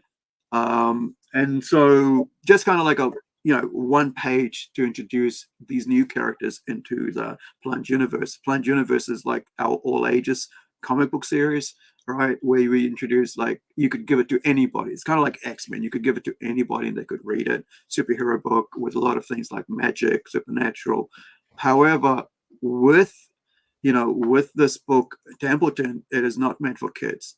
You know, it's for mature readers. It's for you know, grown-ups. And so with that, you know, we've got some amazing, you know, work coming through. You've got this full on, you know, this is like the entire first issue set up, including, right? So I did a promo page for the cover this week, showing you, you know, letting people know that this is coming up. So there's a graphic first issue, telling them about the 6-page interlock, 6-issue cover 8 interlocking covers and what it makes up, introducing them to, you know, like the fact this is a, you know, there's a very, you know, very mature thing. So you have content warning there, right? Mature material straight away. Oh yeah, so this is the cover D is what we're talking about. So I figured out, you know, what this cover, the wraparound cover is. D, sorry, apologies. I was trying to figure out if it was E or something else earlier. But there's 6 covers in this, and that's all we're gonna do is 6 covers for like A, B, C, D, E, and then we'll do like special covers, which will be the next 6. And we'll figure out what we want to do and how it's done. However, it's only like 666 is what's going to work out as we do special things with this. So, like I said, this is a very mature comic book. It's the most mature thing I've done when it comes to, as a story. So we'll be giving it a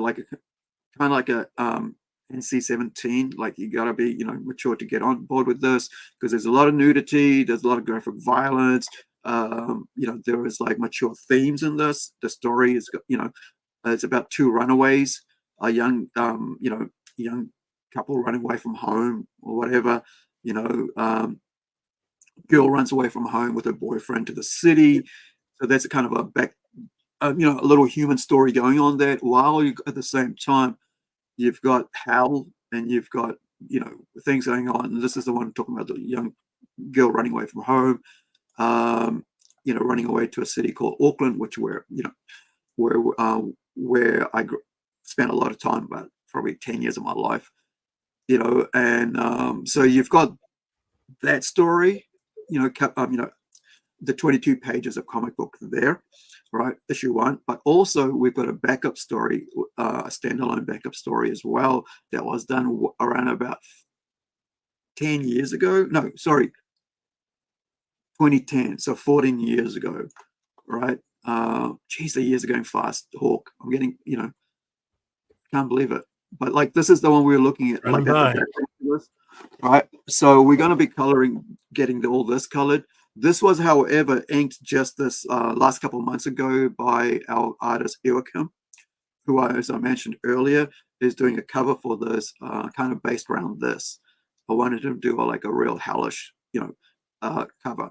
So here, what we kind of introduce, we after those 14 years, right, since 2010, after those 14 years, because 2024, right? So what happened was that I changed the character look. So you can see here, you've got this different look of the character. And so what I did was, with this short story, which is appearing in an Aussie comic book in black and white, just like this, right? However, with us, we're going to be putting it out here as a backup story, short story, 12-page story, standalone, as a, in color for the first time. And the one that's going, if you want to go off, get the black and white, it's over. If you can look on Facebook for Reverie Comics. They're doing an anthology where this is in, and they're doing a mature anthology. I think it's all black and white. And so, I was asked, hey, would you like to see that in our book? And I said, yeah, why not? So I said, yeah, here you go, for free. And Joachim spent a few hours or whatever, maybe a week or so, recoloring this, inking it, so it all works together, because this is like 14 years later we're doing this. And so I had to reset, find all the images, and I think some of them we lost, because that's 14 years, right? It's a long time between operating systems, computers, Mac, PC, and so we had some work that had to be reworked. Had to join the pages to make it set up right, and so that took a time. And so I thought, why don't we just put this as part of this book as well? So, which then makes it brought me to another idea, which we've got. Sorry, Edwin just mentioned, right? Artex just mentioned that we don't see Sangyum here until later, and that's why she's appearing in like variant covers. And so I thought, well, why don't I do a 10-page story about her, right, that we add into issue 2, and then we'll do another 10-page story about Jacinta in issue 3, and so on, right? And that way we can do backup stories for each characters, and you can see, like maybe in Lilith, we'll have a backup story in issue 4 about Lilith, the Queen of Hell, and so on, right? So each 6 issues will have a 10-page or 12-page backup story, including the main 6, issues, including the big first arc, right, story arc of this. And so I think, this is a great piece of work by James Hill, right?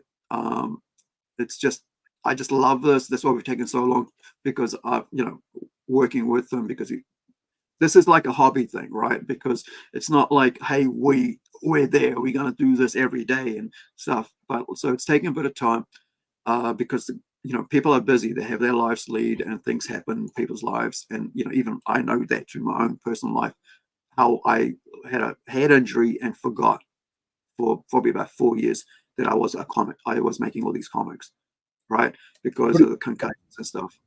So sorry, Evan, go on ahead. There's some really decent work there, nice and clean. It's legible. You can understand what's going on. The characters don't change up; they look like who they are. It's a consistent artwork there. Looks good. The word bubbles, those are used on there. Those are your word bubbles. I can't tell. Yeah, Yeah, they're just sitting on there, right? So we'll be, when it comes to the final thing, once the colors are in, I'll have them. This is like the prelim before the final.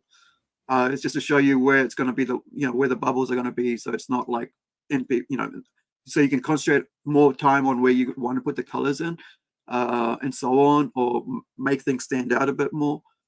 Like you can see here, like the lights, right? You can see the light coming from the street into this alley and stuff, and the shading, Sphere, you know, atmosphere is sense yeah, of depth. You can fall into a page. You're like, okay, they yeah, actually man, live in a world. It's not just like certain comics they just don't care about backgrounds if it's just the characters speaking. But this, yeah, he adds placement where they are, which works well, especially for yeah, like D&D players and people who want to build a world. If mm, you have a corner store, you got to know where that corner store is in the comic. right, You make a nice little world and use them and put them where you want them, so your mapping works like for distance, for interaction with movement and part of the story, how it moves.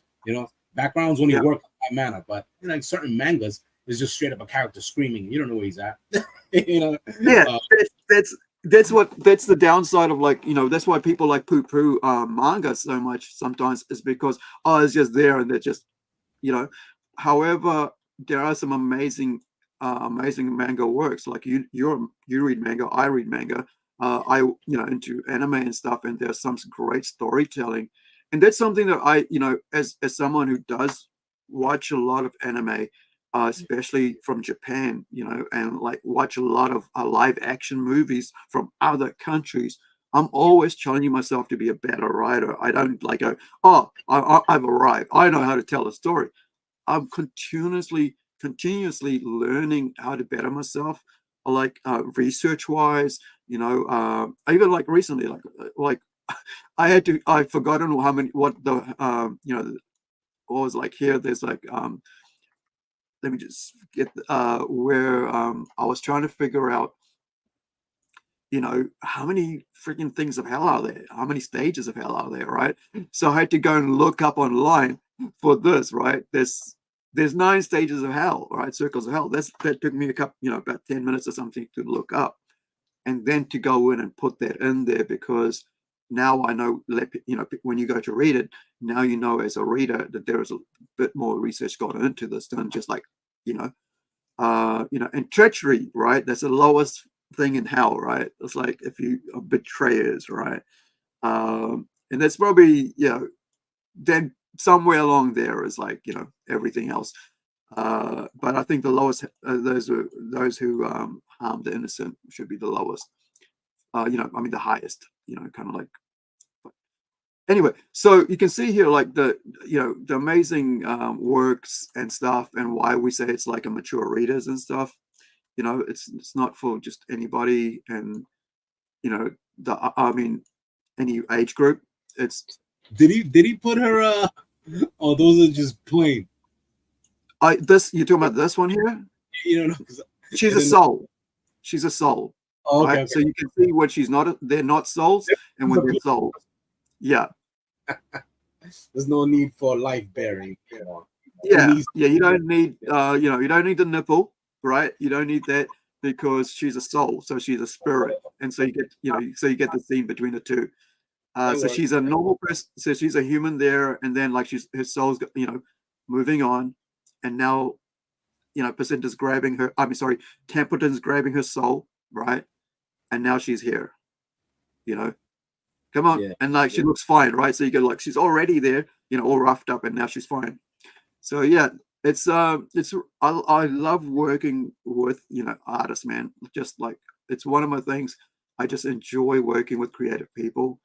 To bring these things to life, right? Like you got this one here. It's like I was looking at some of the weird thing is like when you're doing art, like when you're writing, when you're writing something like this, you're not thinking about like you're thinking visually, right?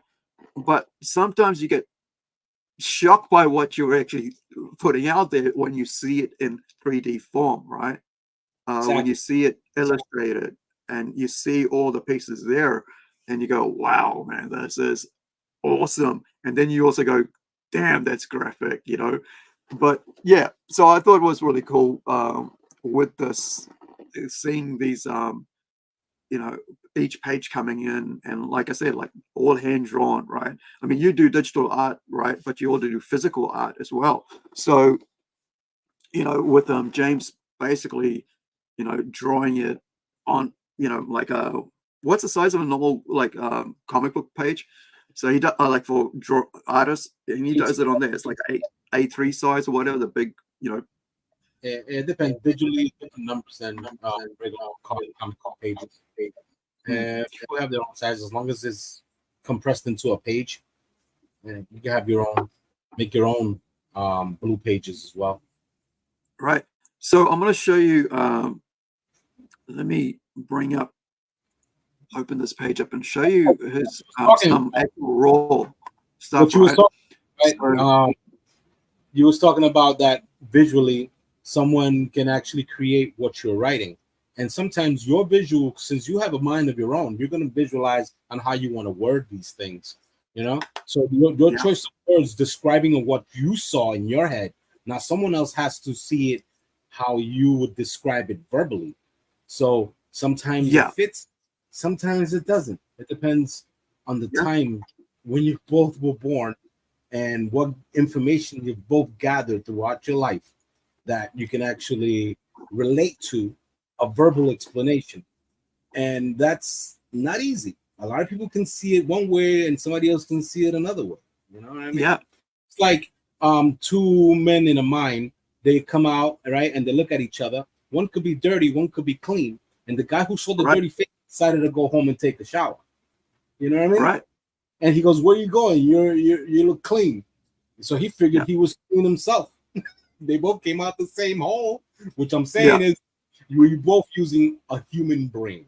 And the time period that we gathered information to verbally explain what we see. If the other guy can't see that, that means that you both are not clicking. You know, like you're not from the same era. You don't understand, you know? Exactly. Well, the other thing about this is like that, like I've had like a lot of experience with religion, right? Western religion especially, and so a lot of like you know, from that is coming into what I've read and what I've researched and stuff, and so this is just like our own sort of like version of hell.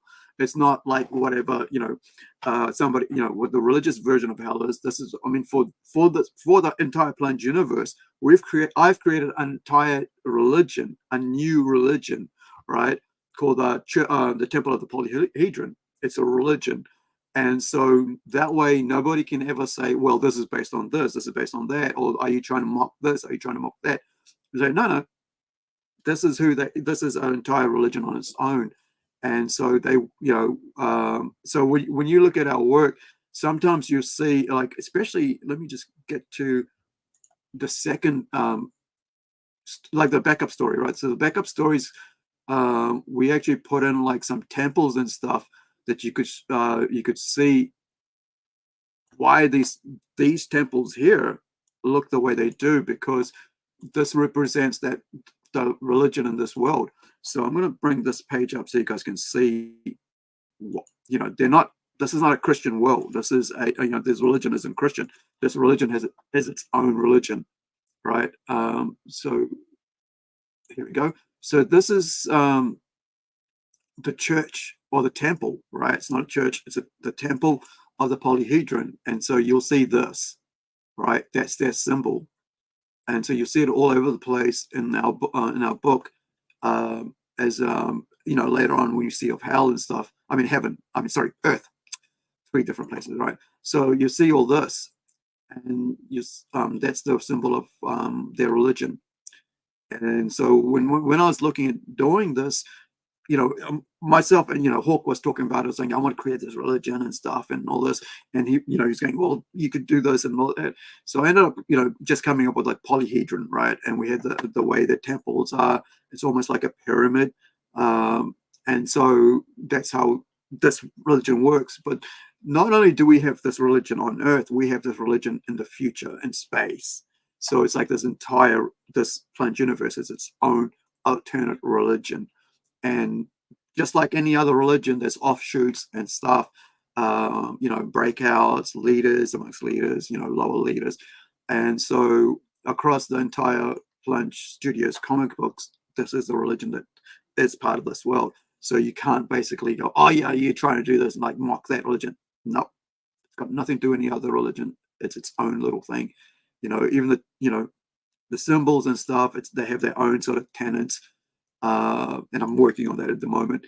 But we mentioned them, and even like in our Tortoise manga, we have the actual temple on an island that's been there for like generations, right, for centuries. So this goes back a long time, this religion. And so yeah, it was interesting because we had to come back and redo some work, like I said, after 14 years to recreate this religion into the story that's like 14 years old. So when you say religion, let me see. So let me pop out of that. You're still talking of the actual religion as we know of being Christian, Protestant, a Buddhist. Yeah, that sort of religion, right? A god, a goddess, whatever. Triune. So you're still going with the same idea of them worshiping a deity. Yeah. So it's not like in that sort of thing, they also have their own version of hell, right? And they also have their own version of heaven. Like a parallel. A parallel religion. Yeah, you're right there. Of Christianity, which is the one everyone really follows. They just name it something else and add, different likenesses. So you're going. However, when I was, sorry for cutting you in there, but so, however, this religion has their own trinity as well, and that's therefore why they have the triangles within the triangle. So when I was working on Fantastical Roaming, this is how the religion encompasses everything we do with Plunge Studios, right? Our Plunge Comics is that in our parallel world story, isekai story, Fantastical Roaming, which Iwakim's working on, and he's almost finished the first issue. I came up with for religion in that world as well, and I realized that the cool way to do it is that somehow tie that sort of same religion into this world as well, but go a bit further, right? And so what I did there was I go, well, in this world, they have a father, son, and mother, right? But however, not everybody has the son in it. Some have the daughter, right? So it's a father, son, and daughter, depending what species it is. So it kind of makes this a whole well-rounded story that gives this world a very unique thing where everybody just goes superficially goes to this and this and this, and they just go, oh yeah, this is Christianity, this, that one. I thought, well, why don't we do a really all-encompassing, realistic looking thing, which gives our stories a bit more grounded storyline, story ideas, so that when people come in, they can go and talk about something else or create in this world. They go, oh, right, I want to do this, and maybe I'll put that in there. Even our slice of life stories, right, like crime stories, still kind of mention that religion in it. So it kind of becomes a backdrop religion to the entire world of the Plunge universe entirety, the all ages, the mature reader, and then also the more adult or the fantasy or slice of life manga. Everything has that one single religion all the way through it. Nice, that works. So it became a known religion to other religions that are around this world, or is just that religion? That religion is the religion, right? And so it's like the overarching religion, like the main thing. So if anybody else does anything else, they're just like the smaller things, right? But this is the key thing. So it's like centuries and centuries old, like millennia old. So it's like facts. If you don't believe it, you shall perish, right? No, it's you can do, it's basically it's either or, like you're not beholden to it. And I think that's where the thing is, like you can, if you believe in that, then you got Templeton, right? That's right? the And problem. if you don't, you just go build a house. You tell them that nothing's gonna happen to you. They're just gonna be like, well, we ain't got time for that. We're gonna go play croquet. Yeah. You know what I mean? But So if it's not detrimental, the religion is like you could either be in and out of the matrix, right? yeah, basically. One of the other thing about like when I was in religious groups and stuff and churches and so on, one thing I thought was really interesting is like how easily people can be manipulated was one of the things that I actually thought about. Like it's like because I understand. I mean, I'm not saying that I'm not trying to disrespect any religion. I actually think that's a good thing. To be honest, I think you need to learn the Ten Commandments. Right? That's probably because that's kind of like the basis to a Western society is know that thou shalt not kill. Why? Well, because you're taking away a life from somebody else's. You're taking away loved ones from other loved ones, right? And so some things like that, thou shalt not steal, kind of like I think those are important. However, in this religion, they do great works. They're into science. They build friggin' spaceships. They do like technology. So you'll see like, in one of the stories, they're out in friggin' space, right? Working and building like cyborgs. They were working in robots and stuff. So it's very, very advanced thing that's been around for, they believe in good works. They believe in science. They believe in medicine, and it's not sort of like the Dark Ages kind of religion. You know what I mean? When you look at Dark Ages, if you yes or no, that's it. There's no grays. You can't choose what you want. But carry on. A life expectancy. If they do have a life expectancy, their sciences have evolved really high. So if they also give them a worship gene, right? So they can actually worship the religion that they follow. So yeah, you could. That's the thing about things like 30 years, like 3,000 years in the future, right? Like, how does it all equate to? And I think that's a cool thing when you have like a what we could say, like in a way sense, a primitive religion, an overarching religion. What happens in the future when now they're manipulating genes? Like you said, I've got like a story called one of my first huge books that we haven't even talked about here. It's called Final Zenith. It's like 450 pages of a TV show script, right? It's just like friggin' 450 pages, just the script, first season of this, of the TV show. And it's where, they actually manipulate to create a god, and that's in that line, right? These aliens, and now so the people worship that god, and but it's created by themselves, and they've endowed these powers to that thing. So it's kind of interesting when I think a lot of people don't go that deep in when it comes to creating stories, creating worlds, where you actually, because religion seems to be like for fantasy worlds just passing, right? That's it. It's just like a little thing, throwaway thing. That's it, or just like a middle mention. But I wanted something to be realistic as much as to people to gravitate towards, in the sense of like make it a bit more meaty as a story. Like why the hell is the same religion that's on in this story here 3,000 years in the future?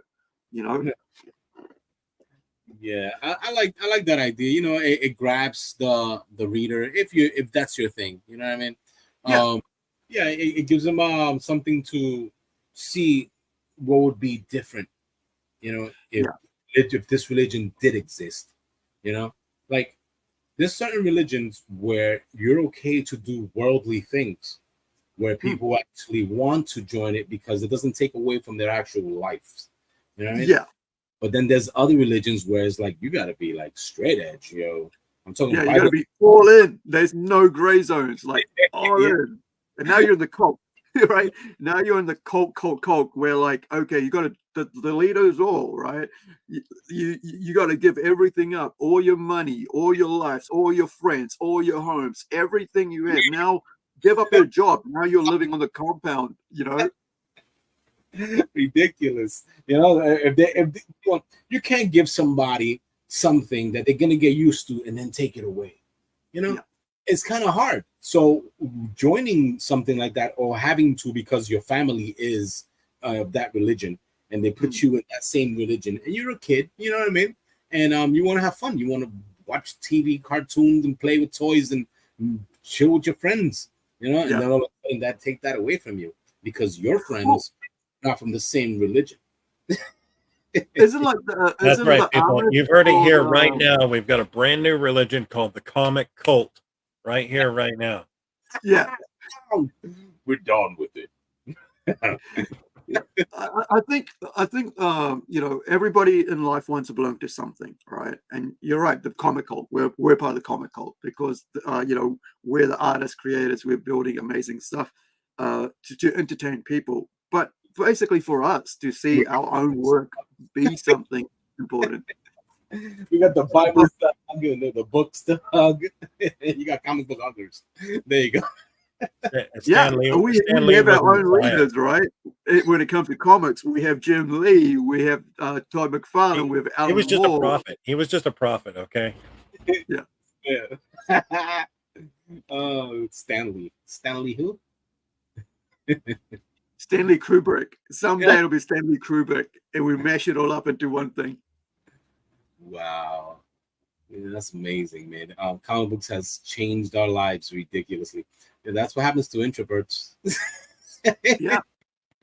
Well, You know, comic books are like the modern mythology, right? And I think a lot of people really don't think like that about that. And so I was like, yeah, I mean, like comics can teach you, you know, stuff, and it can also, you know, make you jaded. And I think the thing about comics as creators, we can have, it's about having fun, right? It's like, yeah, why am I doing this? Well, I love this and I want to have fun with it, you know.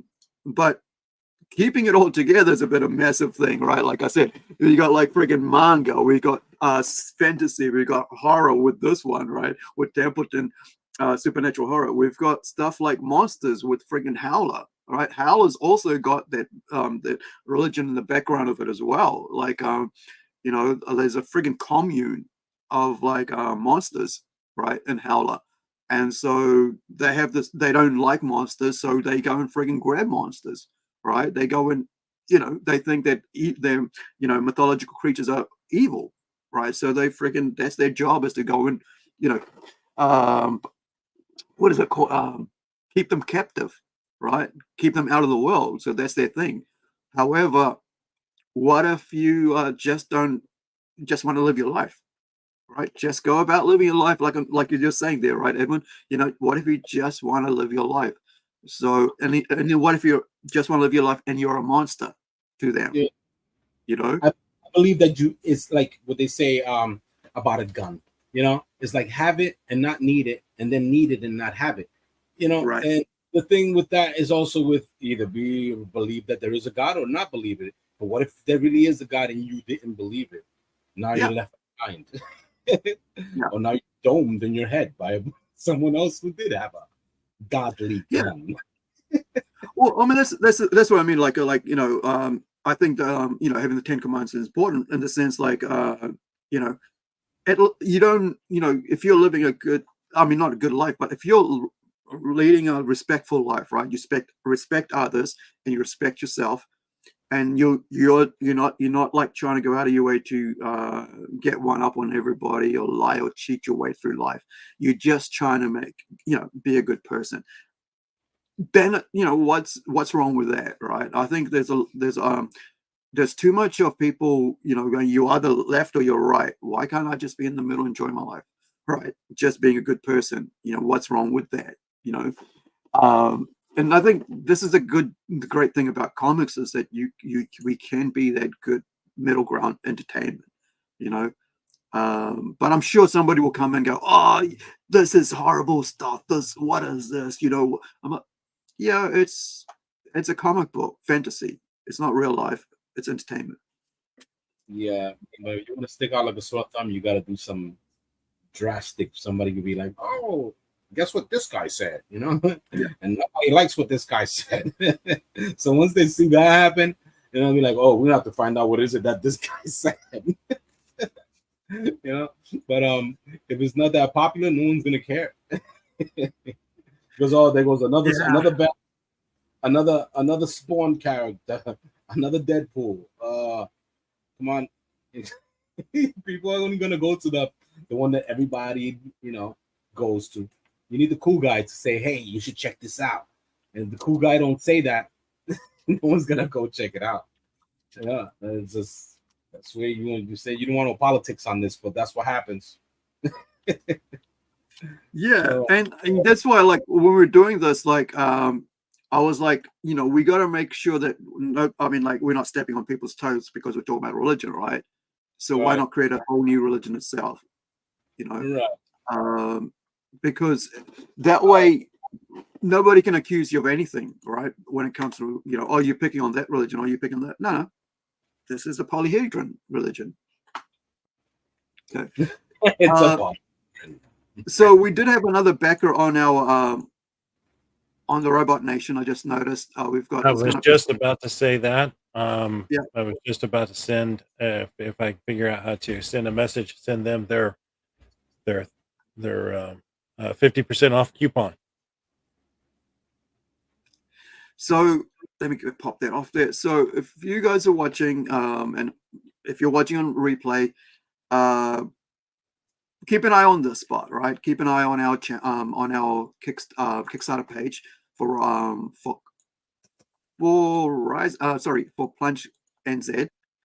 That's where we're going to be putting out most of our stuff, everything else apart from our all ages, because this is where we're we want to keep kind of like the separation, like church and state kind of thing. We're the state here, and the church is over at Rising Sun with the all ages. So here we do whatever. This is where everything happens. Mature, PG, M16, M15, and more adult stuff on our. That's where we'll be offering up these comic books too. And there's so many coming up, guys. I just want to let you know there's so many projects. Right now we've got Templeton coming up after this.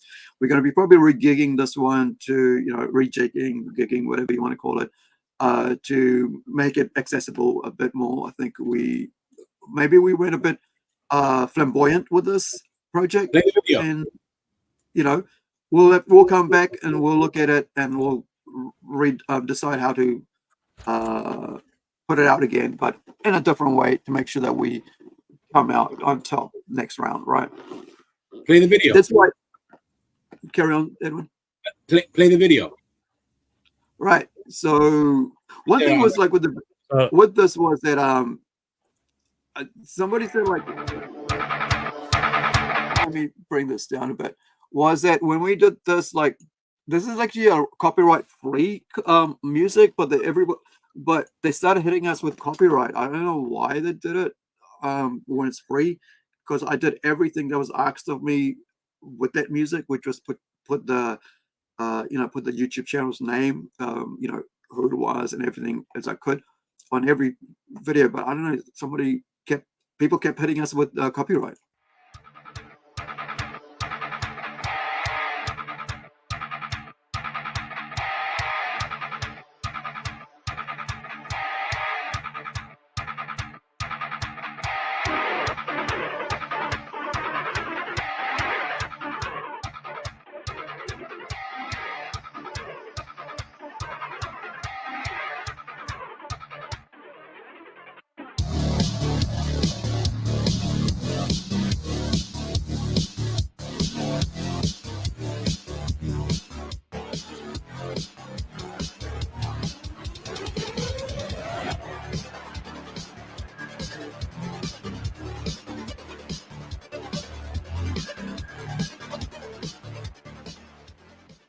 Support Robot Nation #1 comic book on the crowdfunding site Kickstarter.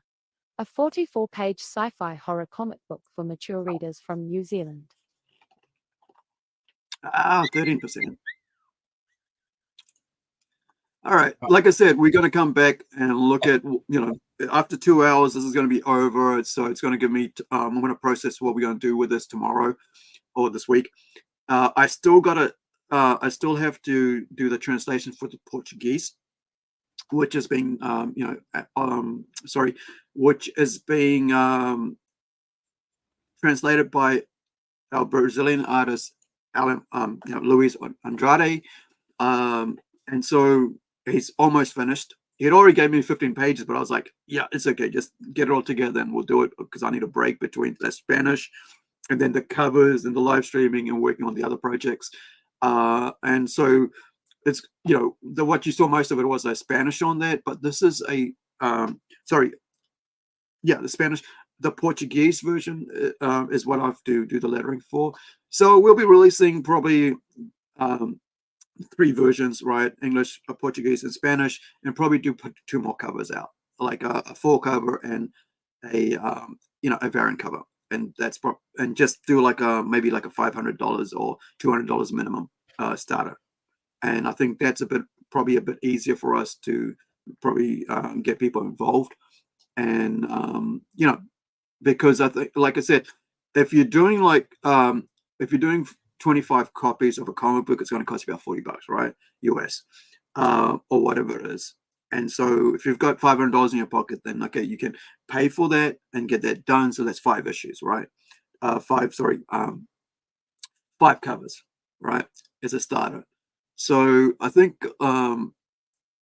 it's just, one thing really surprised me about this was that, like, the idea that, like, you do a comic book and you just, you think people come, I'm not sure what that's about, Hawk, sorry. I just got a private message. So, one thing about comics is, like, at the moment, it's just with Kickstarter and Indiegogo and Fund My Comics and all these other areas, you can utilize whatever platform you want. However, it's all about the eyes, and it's all about growing trust. And I think about whether you're going to fulfill it or not. So, far as I'm concerned, we've been working for 2 years on this project, and we've done the English version, we've done the Spanish one. Now it's completed. We're about to do the Portuguese, and so when it comes down to it, I mean, we can release all those 3 versions on our website. It's Digital Comics, but I don't really think digital, is that is where it's at. I think it's good. It's great to have it, because a lot of times you can't afford to pay the freight for that. But there's nothing beats a physical thing in your hand, right? Like, there's nothing that beats this in my hand, right? And I think a lot of people don't understand how important. Like, I picked this up this week for $2, right? This is the Silver Bullet, based on Stephen King's The Cycle of the Wolf, right? I watched this as a kid in the 80s, and this is a werewolf storybook, and the thing about this, I knew what it was, and I just didn't even look inside it, because I already have this, and I paid about $9 for it about 2 months ago, a month ago, and it's but this Friday, 2 days ago, I bought it again, because I wanted a better version, because this one's like not broken, because the other one was falling apart, and I paid 5 times the price. This one was $2 and secondhand, right? Surprised to see it. This is like, if this was $33 way back when it first came out, right? $33 and physical, right? So physical thing, and you got Creepshow there, right? And that's wasn't that by Stephen King? Having a physical book in your hand is a million times better than a digital piece of work. And like, look at Incredible there, right? All that beautiful colors and covers. Open it up so people can see, right? Look at that. Physical in your hand, right? There's like that character was created in 2007. Beautiful. Right? 2007, right? It was like 17 years ago or something like that. I don't even know anymore how long that is. But so, see, here's the thing about why I'm picking this up. So this is a book by Stephen King, but here, this is with Bernie Wrightson's artwork, a comic book, right? Artist, right? Comic book artist. And you've got all these beautiful pieces of work, him illustrating this. And then this book goes on later, right? The short story that has a graphic art in it goes on later to be a friggin' movie. This is what makes this magic. Look, this has got the movie script to it, right? Pictures from the movie, and it's got the script in it to show you, the entire 100-page or whatever, 120-page script is there to show you how to be a writer, how to write a script. Not only do you have the story, not only do you have the comic book, like the illustrations by one of the greatest artists that ever lived, Bernie Wrightson, Conan, right? And Swamp Thing and all that.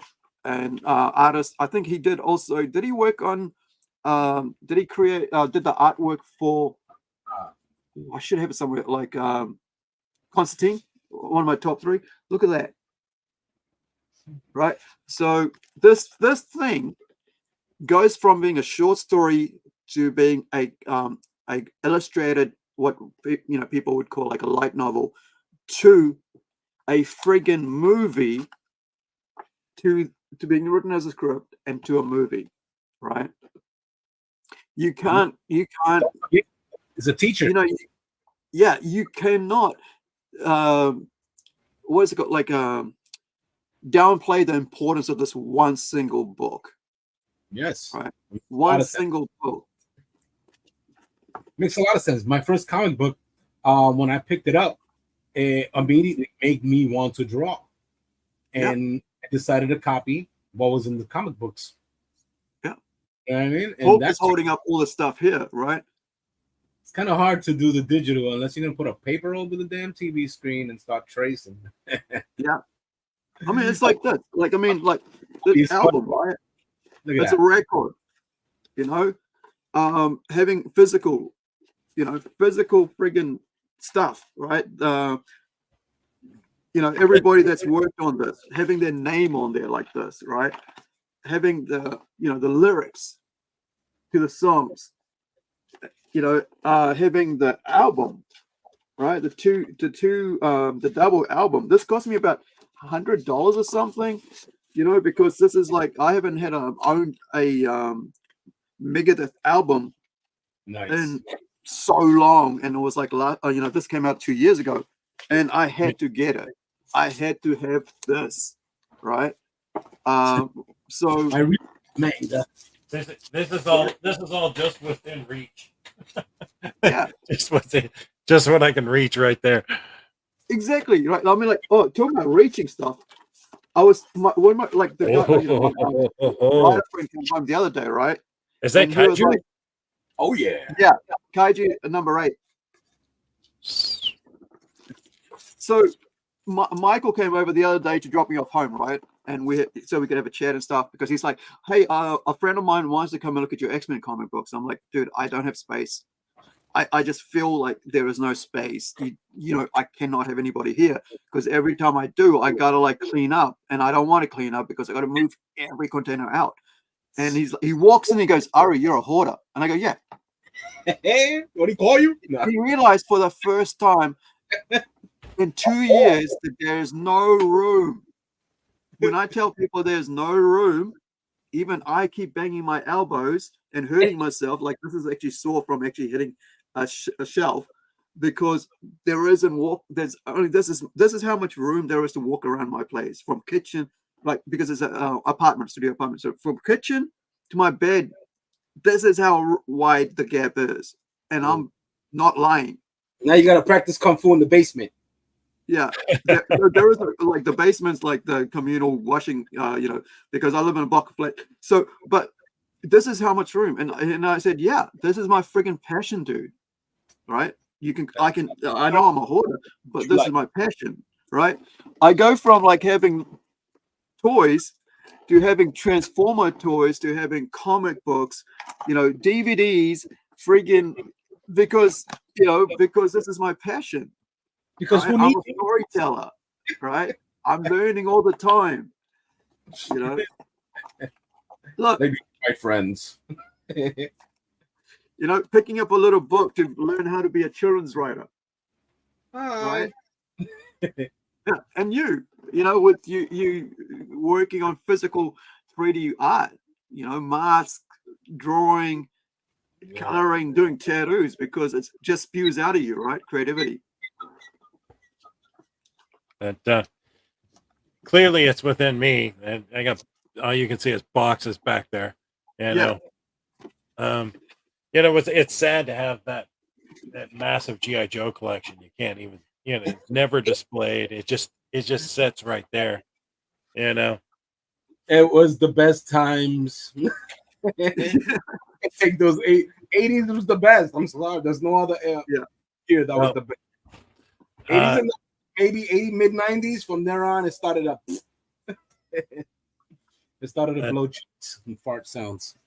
Which, by the way, some of the things I was holding up there, I'll talk about those a little bit. But first, I want to get into one thing real quick. I wanted to say that we have 109 minutes left on this campaign. So there's 109 minutes that you can still get that 50% off coupon at Rising Sun just by pledging. And just jump in there and do anything. Anything will get you that pledge. Just jump in and pledge whatever you want to. Frank Bailey just pledged. Thank you, Frank. We appreciate that. I think Aru can send you a message, and he's going to send you that coupon. We're going to figure out a way to get it to you. Okay. So you're our 13th backer, lucky number 13, is what we're going to say, and we're going to send you that coupon. That way you can use it. Thank you again, Mr. Bailey. So there's still a chance for you guys to jump in, and who knows, we may have some rich person just jump in and pledge the whole amount. That would be wonderful. Yeah, the only thing is, it says, for people who don't understand, this is New Zealand dollars, so it's only about 2,000 or so in the US. So I didn't think it would be a struggle to get that, but I guess it is. So I'm gonna be dropping this down to like 500 US for if we redo it and within like 5 covers, and that's it.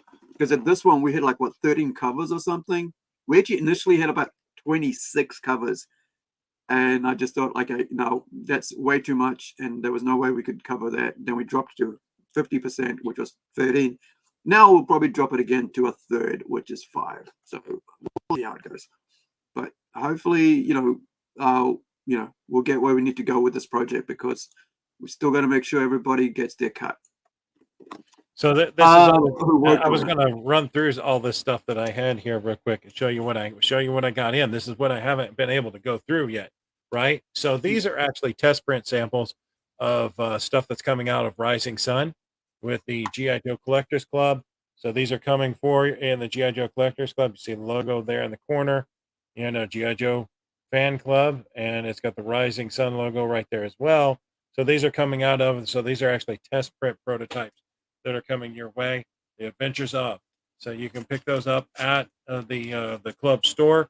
They're going to be, you'll be able to buy those real soon. So those are coming for you real quick. Now you've seen I was showing off in Credit Girl. This is the print foil variant. Those are going to be these. The only way you're going to get these is going to be something special. And Aru is going to have most of those in New Zealand. I've got just a handful here in the U.S., but most of those are going to be in New Zealand. So just kind of showing that stuff off. These books right here are from this wonderful guy that I met, and from Excel Comics, and he actually created his own superhero Chai or Chai Wang. So he actually worked for Marvel back in the day, and this is his own superhero of Captain China. So I hope that I get to talk to him soon. So Chi, if you're listening to this, give me a call. Let me know. I want to talk. Let's talk about it. So Captain China. So good book, really good book. I was really impressed with it. The other thing I was showing you was a local artist from here sent me. I bought this from him. It's Joe Tober. This is volume 1, And you know, you can go look this up, Joe Tober Volume 1. And you know, he does all kinds of things. So this is artwork by Burke. He's out of Lubbock, Texas. GI Joe related, obviously this one is for Joe Tober. This is a lot of this stuff is because I went to the GI Joe convention. And the other thing that I've got here is I have Delta 17 comic that I picked up at Joe Fest, and that actually brought that together with some action figures in which I have not opened yet, and I will show those off to you so you can see all of those. And then I will show you all my goodies that I got here. So here we go, brand new action figures, Delta 17. This is the Spetnot O-ring. This is an O-ring figure. I know it's a little hard to see with that glare, but it's an O-ring figure from Delta 17. I haven't even opened her yet. I was hoping to get the opportunity to do that. Haven't got it. Got another one. Got the other female in the line. So her name is Kestrel. And then I got somehow my card got bent, but being native myself, I usually try and get all the native guys. So this is another Native American, you know, named Rooster. Don't know why Rooster, but it is what it is. And then also Brian Flynn, the man himself. Brian Flynn signed my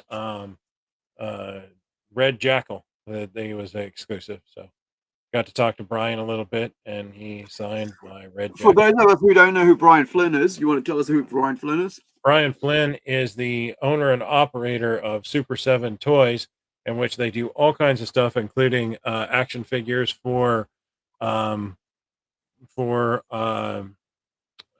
music, like, you know, a lot of music action figures. They do a lot of stuff. Just go look up Super 7. They do quite a bit. There's the logo right at the top. So if you're wondering what that looks like, Super 7 right there at the top. So go check it out. Brian Flynn, great guy. I interviewed him for the club once, and you know, he's doing quite a bit of stuff. Brian Hickey, Total Toy Books. So you can look up Total Toy Books as well. And Brian Hickey is another person that book that I ended up gathering. So that's kind of my haul coming out of Joe Fest. Some of the things that I bought while I was there, and bought a few other things further down on my couch. But all of my extras. The spending spree. Right? Yeah. All right, so let me just check up on this, and then we'll finish off here, because I think that does it for today for this stream. I don't want it to be as long as the other one. The other one is like 4 hours, and what we're going to start doing with the streaming here, we're going to come and do stream every second day. I'm trying to, doesn't matter how long it is, we'll stream for about whatever time, and it'll be every second day regularly. As you can see, I can't say that word properly. Timely, on a schedule, every second day, right? So today, and then not tomorrow, then the day after. So I'm going to try to keep a theme to this, try to build this channel up. Been focusing too much on the Plunge channel, Plunge Cast channel, and we'll keep on like bouncing and back and forth between that. One thing I wanted to show was, like, as we finish here, is some old Aru stuff, right? Like really, really old stuff. Let's see it. All right, so this is like I'm trying to fix this site. I like this channel, but I'm trying to figure out where that guy is. I mean, like, give me a sec here. I mean, that account, because it's been out here for ages, but nothing's happened to it. So that's what I just changed the name of it. So this is me way back when, like, seriously, like way back when, like a long time ago, right? On YouTube, for the first time when I started doing stuff while working as a full-time dude, and on my days off cooking dinner at home, and so when, like, let's see, when does this channel start? Like 2006. right? So 2006, this is how old this channel was, and didn't do anything for like forever. Like since I was on there for about in 2006, and that was it, right? So on here, I put out a bunch of cooking shows. That's what I was doing when I first got into this. I'd go in, I would do the comic books, and then while my, because I used to work shift, which meant that I had days off that my ex-wife didn't have days off, right? So I'd be at home cooking dinner while she was at work, and so I'd spend, do something special, right? So as part of that, I also, put up a video 16 years ago, right? 15 years ago, kind of thing, of that I did as a short film when I was at film school. This is like the first year project, right? And this was set to a music and all that. So it's only under 2 minutes. And this is like going way back when I was at film school and when I got back into comics. And I'd only just gotten back into comics after a 5 or 6 year break, but because I had a fire and lost all my comics. And so I did this video as part of our school first year 101 year one short film that we had to do a test thing on. So I thought it would be pretty cool to just finish up on showing you this. We'll see how it goes. So let's see if I got everything set up. Yep. All right. Perfect. Start.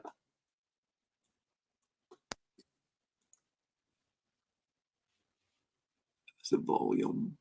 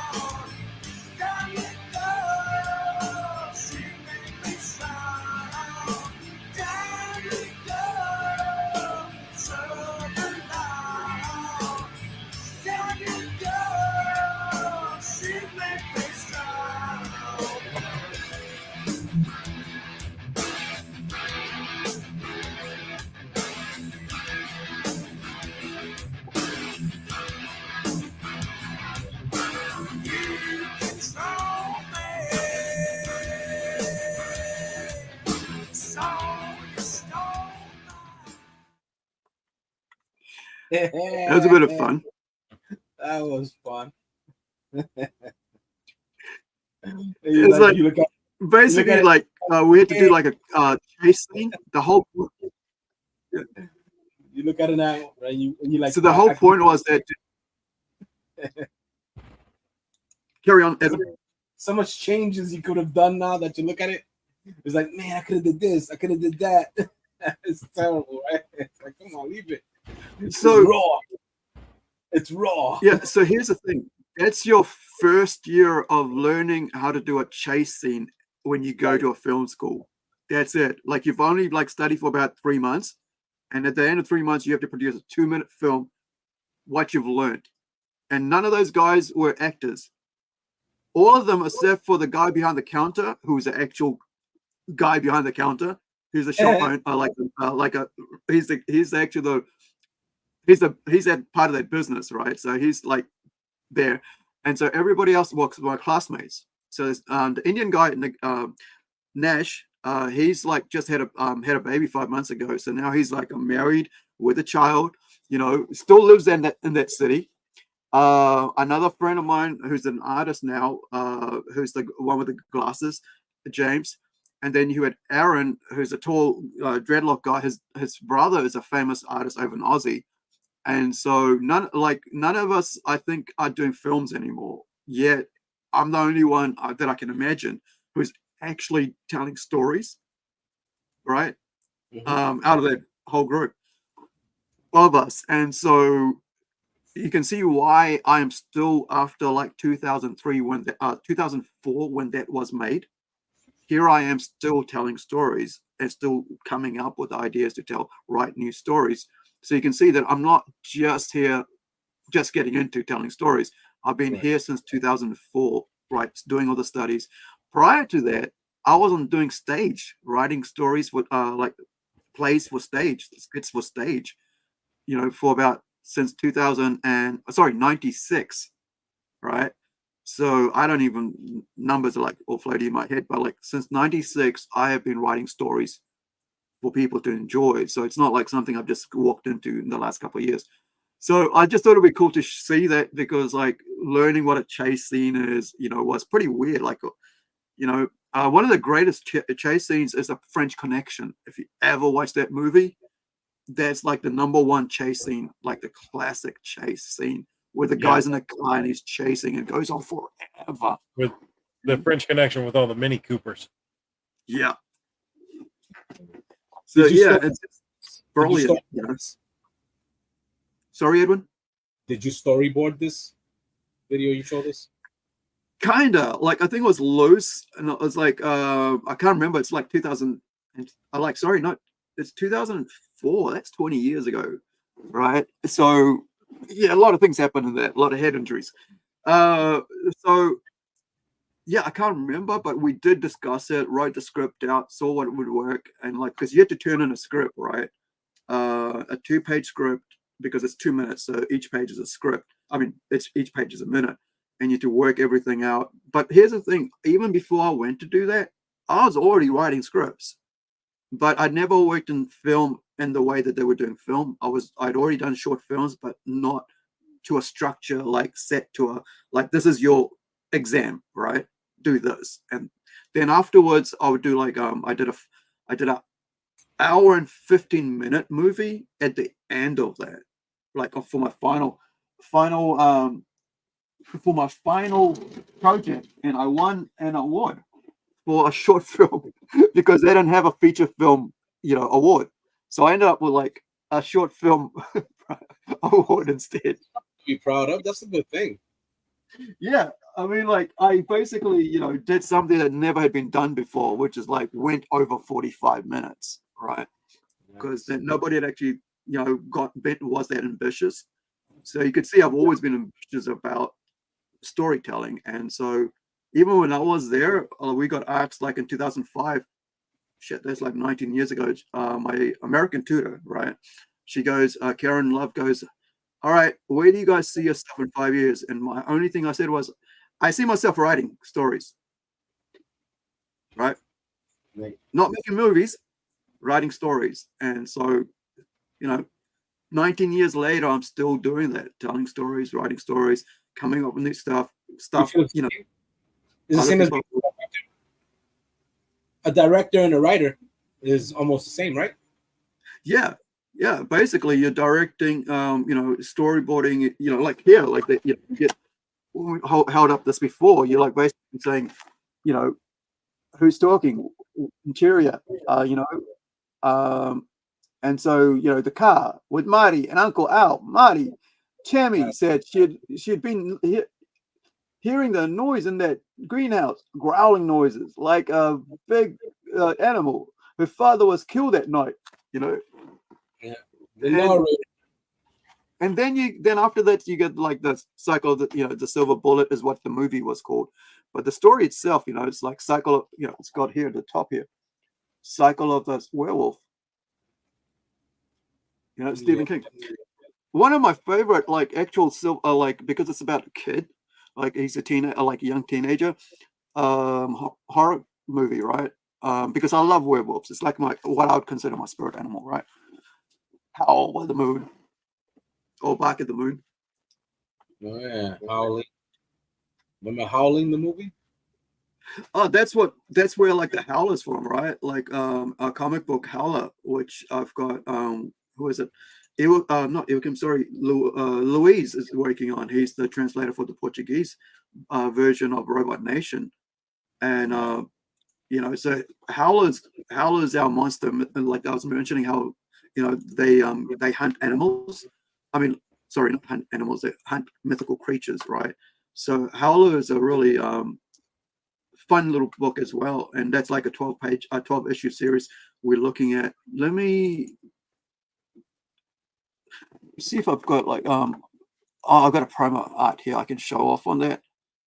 Just where are you? Is it the one? Okay, guys, I think I'm gonna have to bail out pretty quick. Yeah, but I'm going to close this down in a second. There's the last end of that. So I'm just going to show this, and then we'll finish off here. So this is the Howler comic that we're working on with Louise, our translator on Robot Nation for the Oh, Portuguese nice. version. Look at that. Yeah. So this is this is. So that's what I mean. Like, I'm a huge werewolf fan. So this is like a mythical creatures all over the world, and you get to see that. But that's like a promo cover to that. So we'll get some more colors on that later. But as Hawk was saying, we're going to close down now. So thank you guys for joining us. I'll let you guys say your farewells, and then we'll finish off. Then I'll finish off, I should say. Take it away, Hawk. Okay. This campaign is still going on. So Robot Nation's got 88 minutes. You just go back it. We're going to get you that 50% coupon, and then you can use it one time at the Rising Sun store. Buy whatever you want. It's going to be 50% off, and that includes shipping. So it's a great deal. Take advantage of it. Throw some monies in there, and then that way we've got your information. If we relaunch the campaign again, it will let you know, and we'll kind of go from there. So it's a win-win for everybody. So 88 minutes, go get your 50% coupon, back it, pledge a little bit of money to it, and hopefully we've got someone in there with big pockets going to come in and save it. We'll see. If you can go find us at risingsuncomics.com or risingsunpublishinggroup.com, you can go there and find out all the things that we're doing. Follow us on Facebook, follow us on Twitter, take this channel, like, share, and subscribe. And remember, be good to one another. And the drink that I was drinking tonight was a dirty martini, 3 parts. I forgot to do this earlier, Rue, so I got to do it now. That's 3 parts vodka to 3, so it's half vodka, half olive juice, and just a splash of vermouth. That's it. Shaken well over ice. No, I forgot to do that earlier. So anyone wondering what I was drinking tonight, that's what it was. Okay. Hi, Tix. Today we had a good chat. We talked about everything we needed to face here with artwork, with storytelling, and the promotion of our artistic abilities that we're trying to put out there. So this is a good show today. We didn't do 4 hours. We did what? A good 3, going on 3 hours. Yeah. So yeah, we had some fun today, and hopefully the Kickstarter blows up. All right, that's as much as I can say right now. And the Templeton design here, that came out pretty good. I like the placement, the lettering, everything was like, it made the picture pop, especially the way you flipped it. With her looking at the title, that actually looks very good. That's as much as I can say right now. I don't really have anything else. You take it away. There you go. Oh yeah. All right, guys. Thank you for joining us. Oh, got my elbow again. Thank you for joining us today. And wherever you are, be well, be safe. And like I always say, if you've got a loved one close by, give them a hug and a kiss. And if they're not close by, let them know you got access to most friggin' amazing technology now to connect with everybody. Also, on as I always want to let you know, like, hey, if you got a male in the house, let them know that if they're doing good, let them know they're doing good. And even if they aren't, it's always good to hear some, a nice word from a loved one or from anybody, right? So let's prop each other up, and let's make sure that we make people feel a bit better than they did a moment ago. So wherever you are, thank you for joining us. We'll see you next time. Like I said, every 2 days we'll be streaming from now, short, long, however. I'll see how I feel, but I'm going to try to get myself on a schedule so that you guys can see our work. I'm going to build this channel up so you can see amazing work we're doing. So like this in front of us right now, this awesome artwork, that we revealed today Send me by text, yeah, Send- it blows send my mind every time. Send me that. I want to put it as my background. Cool. You'll get it. I just wanted to reveal it here before I send it to you, right? So we could all have a look at it and talk about it. So thank you, Artex. Thank you all. Well, Thank you both for your time. I really appreciate it. 3 hours is a lot of time to give up, and especially in the weekend. I know it's you guys Saturday evening, and it's my Sunday afternoon. So thank you, everybody else. Have a good week. If I don't see you again, but do please like and subscribe our channel. I'm going to be putting up lots of stuff, little bits and pieces here and there. But thank you. Please support our upcoming projects. Support our current projects. Do sign up to and follow our Kickstarter page, Plunge said. All our social media is on our YouTube channel. You can find us anywhere on everything: Twitter, Instagram, Facebook. Here the other channels.